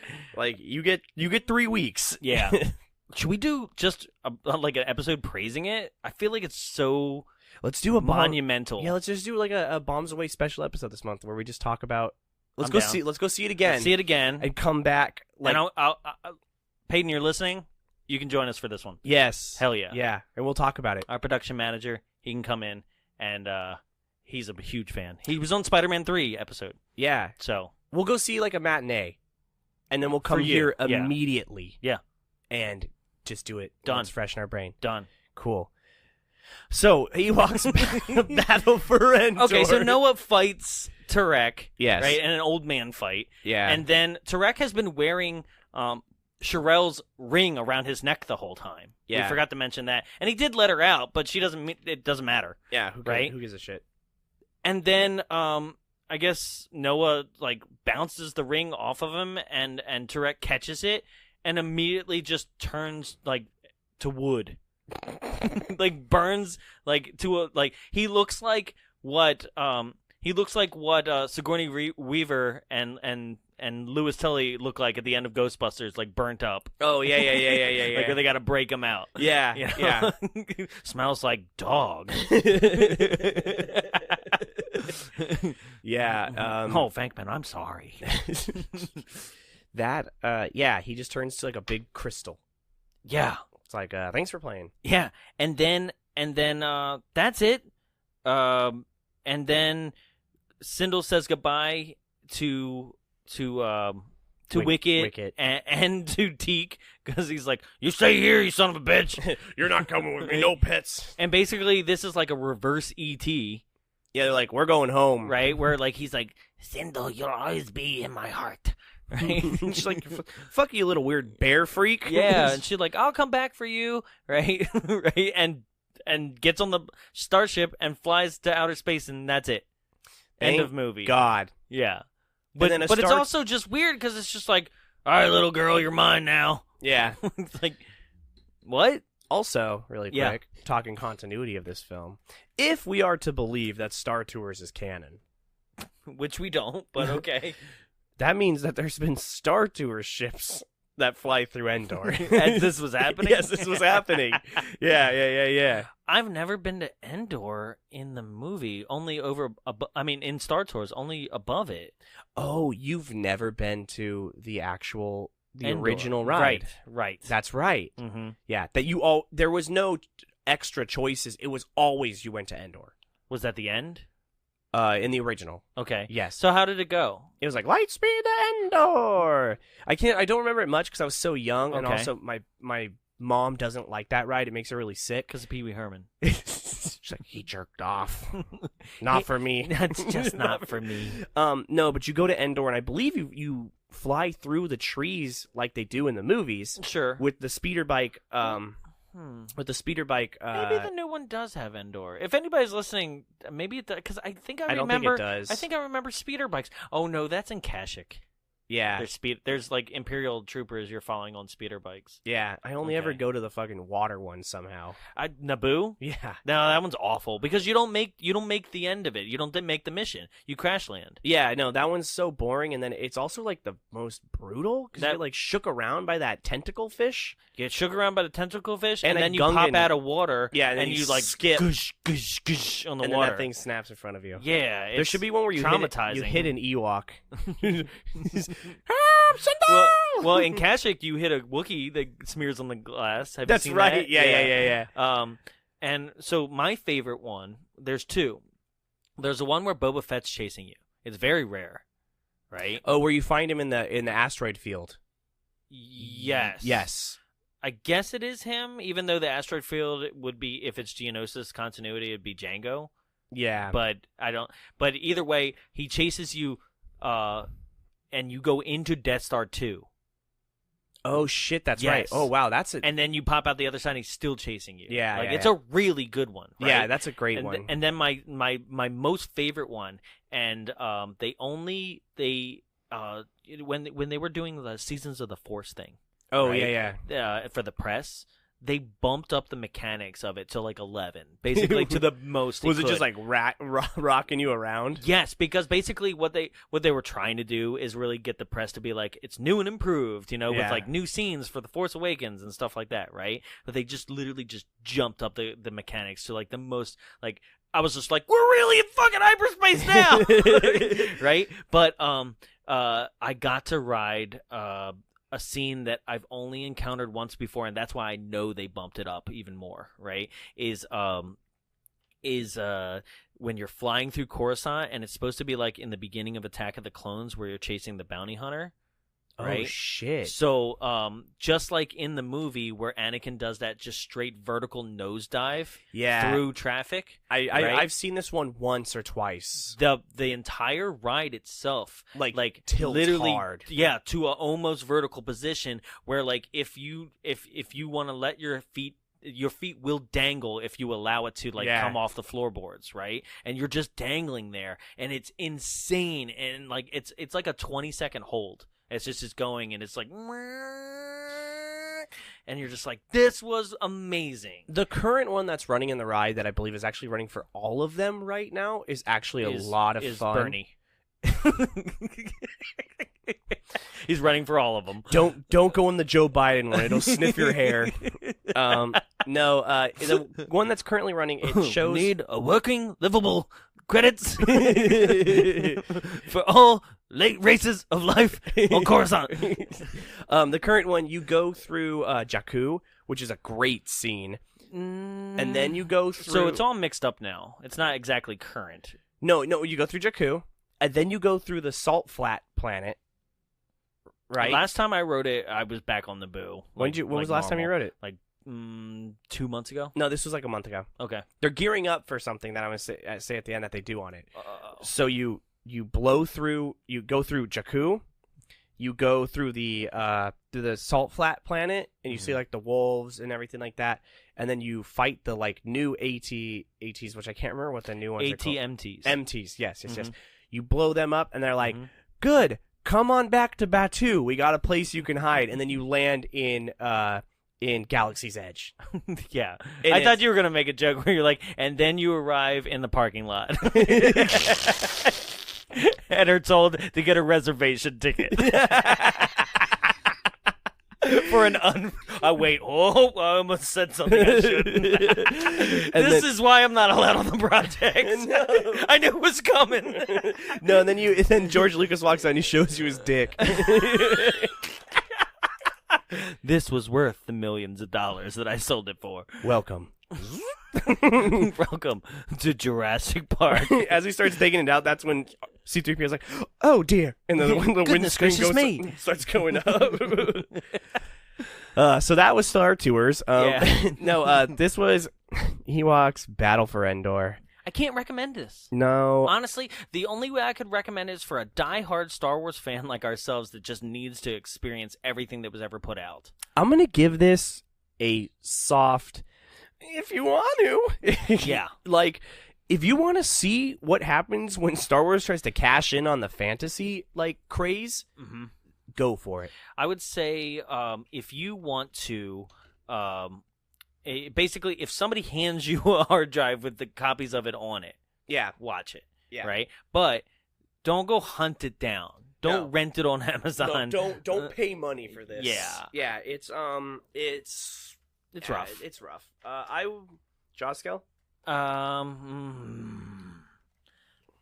3.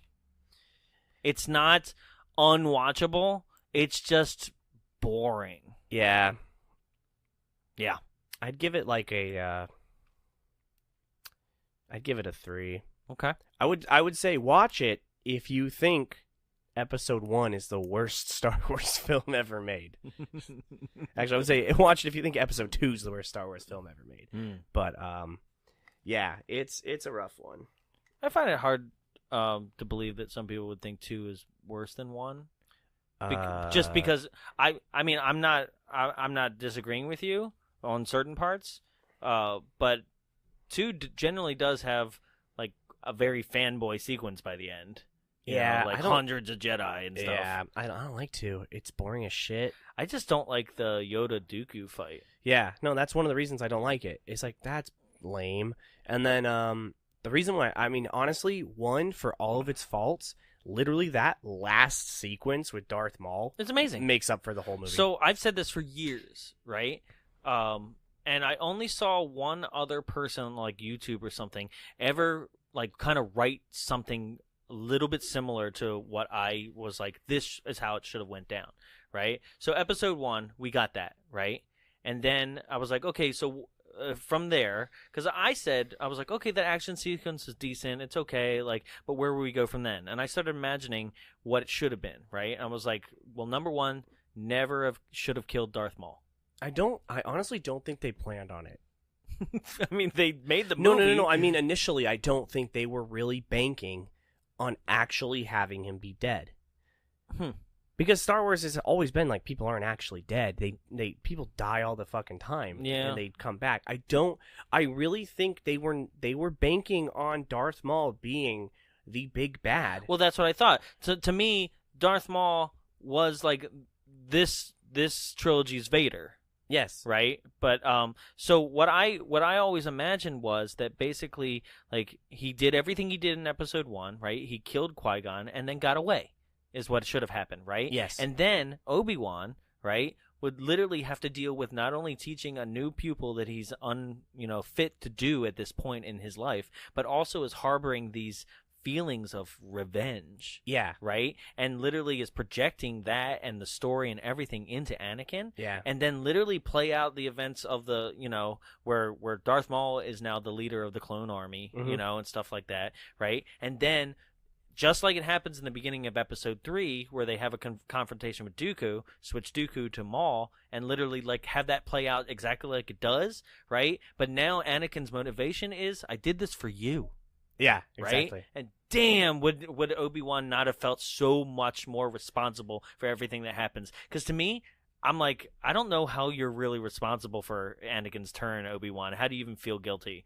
It's not Obi-Wan's fault. Right, not and at I don't all. think it's really supposed to be, like, I really don't think you're supposed to be like, Obi-Wan, you really fucked this up. Right, but it should have been. Yeah. Right? Because the way that Episode 4 Obi-Wan talks about is like that I failed him, or like the Episode 6 Obi-Wan as a ghost is just like, I tried to teach him and I failed him and stuff like that. I'm like, the stories don't match up. Well, and then if you want to get really deep with it and talk about like certain things in it, I think Anakin was always destined to end up in the place that he was.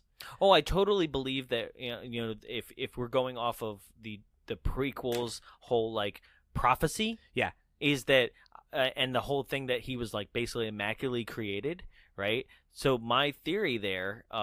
I wonder if it goes on with yours. So finish your thought. No, I'm just saying. I think it's very. I think what's going on with like the midichlorians and all that kind of stuff that they were really trying to drop in prophetically is that the Jedi misconstrued what the prophecy was. Mm-hmm. That the bringing balance to the Force was not. Okay, so we're on the same page. Yes. Yeah. That basically the Force was literally being like, hey, I got like 1,000,000 to 1 on one side, right? Yeah. And honestly, I'm the Force, and I'm not trying to have people manipulate the Force. Yeah. You're just supposed to live within it. Yeah. Right? So I literally don't think that the Force, like if it is some sort of thing that's kind of conscious and stuff like that, I don't think that the Force wants people to be using it at all. And right? I think what it comes down to is then a just to use an easier word to explain it is like a Skywalker curse.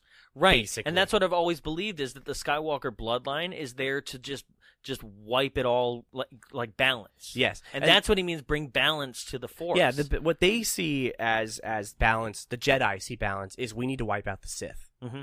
But that's not balance. That's not balance at all. So what the Force is actually doing is like, and what it's influencing into Anakin and everything like that is, no, like, you need to kill all of the Jedi because we can't have and then yourself, a million. Probably. Yeah, and we basically, like, the hidden agenda of the Force is like, what they're on the surface is kill all the Jedi because there can't just be 1,000,000 good guys, right? Yeah. But then secretly in the background, it's like, make the Force great again. Then you guys are going to kill yourselves. And we're going to get rid of these people who think they can manipulate and the that's Force. what I think is that literally like and God, I hope this is what we're leading to, is that like which I think that if Carrie Fisher hadn't died, I really believe that this is where they were going, is the fact that Mother was going to have to be versus son and literally and sacrifice herself to kill him at the same time. Yeah. And finally just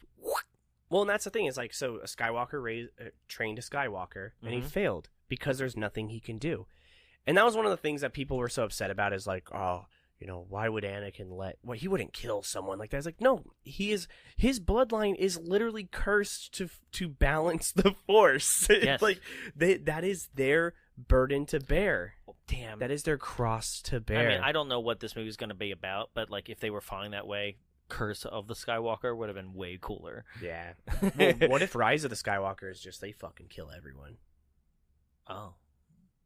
I think it's straight up going to be like it's because she is a Skywalker, Rey's a Skywalker somehow, like in some weird like she's the uncle's son. No, the way I see it is that like either Luke didn't know or he's lying just like Obi-Wan lied to protect her. See, what I really want from it is for her to be like Obi-Wan's child.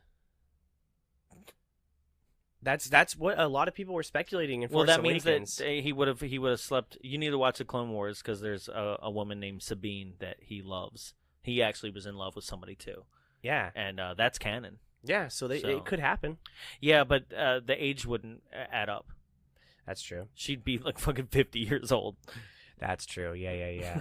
Well, yeah, because that's the Clone Wars. Yeah. Maybe just like had sex with some chick at the cantina. But she'd still be as old, like a little bit younger than you, Luke.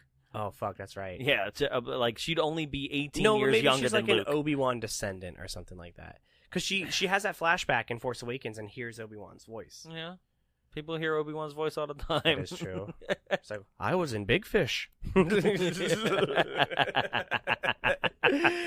All right, so enough Star Wars nerd talk. I loved it. I really enjoyed this episode. So that's what we thought about it. But there's still some people that we haven't heard from. Ladies and gentlemen, this is What Did Carly Think? Ooh. Carly is one of those like people that really likes Ewoks. Yeah, just she thinks they're super cute and everything like that. I mean, because they kind of they are. Really, that's what they are. Yeah.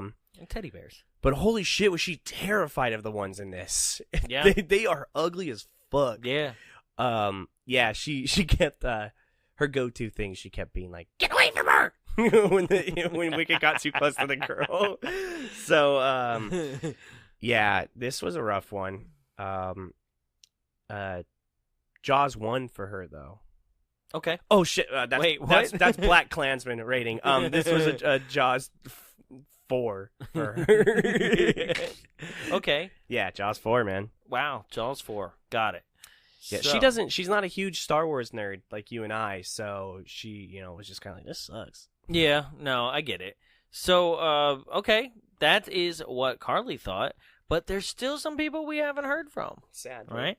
These are people that give the film, a way better review. Too much. 5, 10 stars, if you will. And these are the people that we ask, give me 5. These are 5 or 10 star reviews called from Amazon or IMDb. And so I'm just going to read them out verbatim like I always do. I don't know anything about these. Tyler finds these, so I'm going to be just as much in shock as you, the audience member. Here we go. This is written by Barzilla82 in 2002, titled Greatest Star Wars Movie. Okay, we're already on, like, all right. This is the greatest Star Wars movie ever made. Mind you, he spells Star Wars as one word. Star Wars. It is the sequel to Ewoks. The first Ewoks movie is stupid. But this is not the case with Ewoks Battle of Endor. It was Wilford Brimley in his greatest role as Noah. Nope. Another great character is the super fast moving animal called Teak. The score is a great composition. Score is all right. Yeah, it's okay. Almost nothing goes wrong with this film. It's a pity that it's so hard to find a copy of it. My mom taped it a long time ago when it was on TV. Our copy has a McDonald's commercial with Jason Alexander doing a musical number. 10 stars. No, but what's your review for Ewoks? Not the Jason Alexander McDonald's commercial. Yeah. No, because, well, that's why it's so great, because, like, his copy also stars Jason Alexander. Yeah, there we go. Oh. Jerry! Jerry! Noah! God. Can't date her. She's an Ewok. These crackers are making me thirsty! So the next one is from Hans Center, written in 2003, titled Great! I love the frosted taste of Frosted Flakes. This movie is so much fun to watch. I have been enjoying this movie since I was 5, and I have never lost any interest in it. It is out of print now, so it is difficult to come by. But if you can, I recommend watching it as many times as you can, because it will make your life complete. 10 stars. As many times as you can? I definitely watched it as many times as I can. And are you complete? No. I feel empty inside. So this last one's a little bit lengthy, but I've been promised it's worth it. I believe so. Okay. It was for Plan 9. Oh, yes. Yeah. If you haven't heard that one, please at least go listen to the reviews. Oh, God. So this one's written by Child of the Kindly West. Okay. Yeah. Written in 2000, titled A Great Lucas Tale for Kids. Lucas Tale was like hyphenated, by the way. Raccoon Tail. I know that many Star Wars fans resent the Ewoks for adding cuteness and comic relief to Return of the Jedi. I also know that they relate him to Jar Jar Binks, the obnoxious, terribly written character from Episode 1. However, I disagree with them. I did not think that the Ewoks served the same purpose as Jar Jar. I did not like Jar Jar in Episode 1. I found his humor juvenile. But I understand why it was. The humor was juvenile because Episode 1 was aimed towards a new generation of Star Wars fans. Children. The Battle of Endor and its prequel, Caravan of Courage, are spin-offs from Star Wars using the fuzzy little creatures that helped out the rebels on the forest moon of Endor in the galaxy far, far away. The movie is for children and teaches important lessons. It deals with issues that children are not usually exposed to, such as death, grief, and abandonment. It also tells children that family is whoever loves you and will care for you, regardless of apparent differences. When I was very, very little, the Ewok movies were my very favorite. My mother gave me a present when I had successfully been potty trained. A wicked stuffed animal. I wipe my ass with it. Just to let you know how young I was when I watched these movies. I remember years later seeing Return of the Jedi for the first time. You didn't watch them in order. Oh my God, no. Oh, okay. Hold on, let me catch my breath. I remember watching Return of the Jedi on television when it first premiered. That movie enthralled me as well, but at the end, I was surprised and excited to see my little friends, the Ewoks, getting in on the action. Getting it on.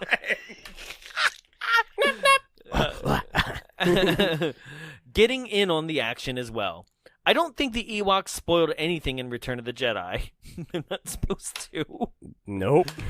They are not unlike other Lucas creatures. They serve their purpose of being the indigenous species of Endor, and so big deal if they are tiny and furry.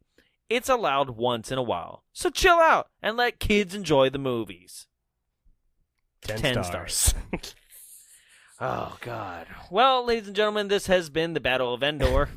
And if you enjoyed this movie, go ahead and give us a like, review, those kind of things. They're all nice.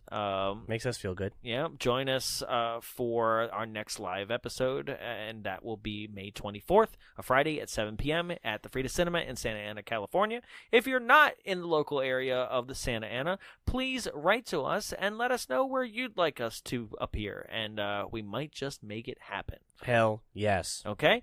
So always check back on the TeePublic store. Look out for those new sales. They're coming, and all the sales will be posted at all of our social media. So that is at Bombs Away Show, Facebook, Twitter, Instagram. Write to us. Recommend a movie. Yeah. I mean, we've got movies lined up all the way to July, but then, I don't know, I'm going to have to go to my randomization thing again. Yeah. So let us know what you want to see live. How about that? Yeah. I got a lot of stuff picked out already, but I am down to hear suggestions. You guys should do nothing but trouble. Wow, that guy in the audience in the studio really wants to see that. Yeah, we'll see about that.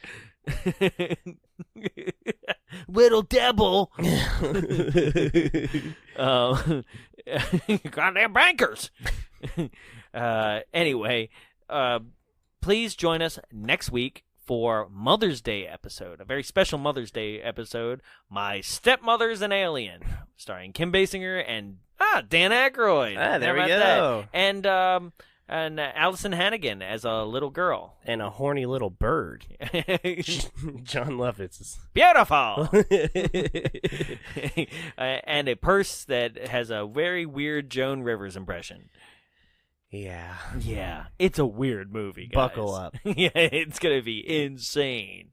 And that is our first movie of May. So please join us for that.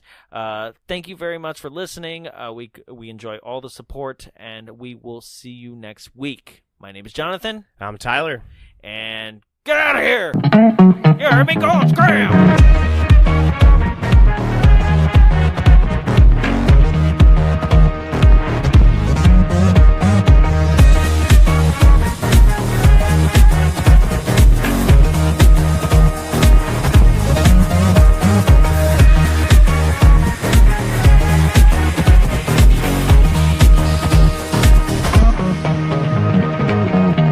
This has been a production of Big Bulb Entertainment, executive produced by Jonathan Young. For more media and information, visit us at www.bigbulbentertainment.com. Big Bulb, what's your bright idea?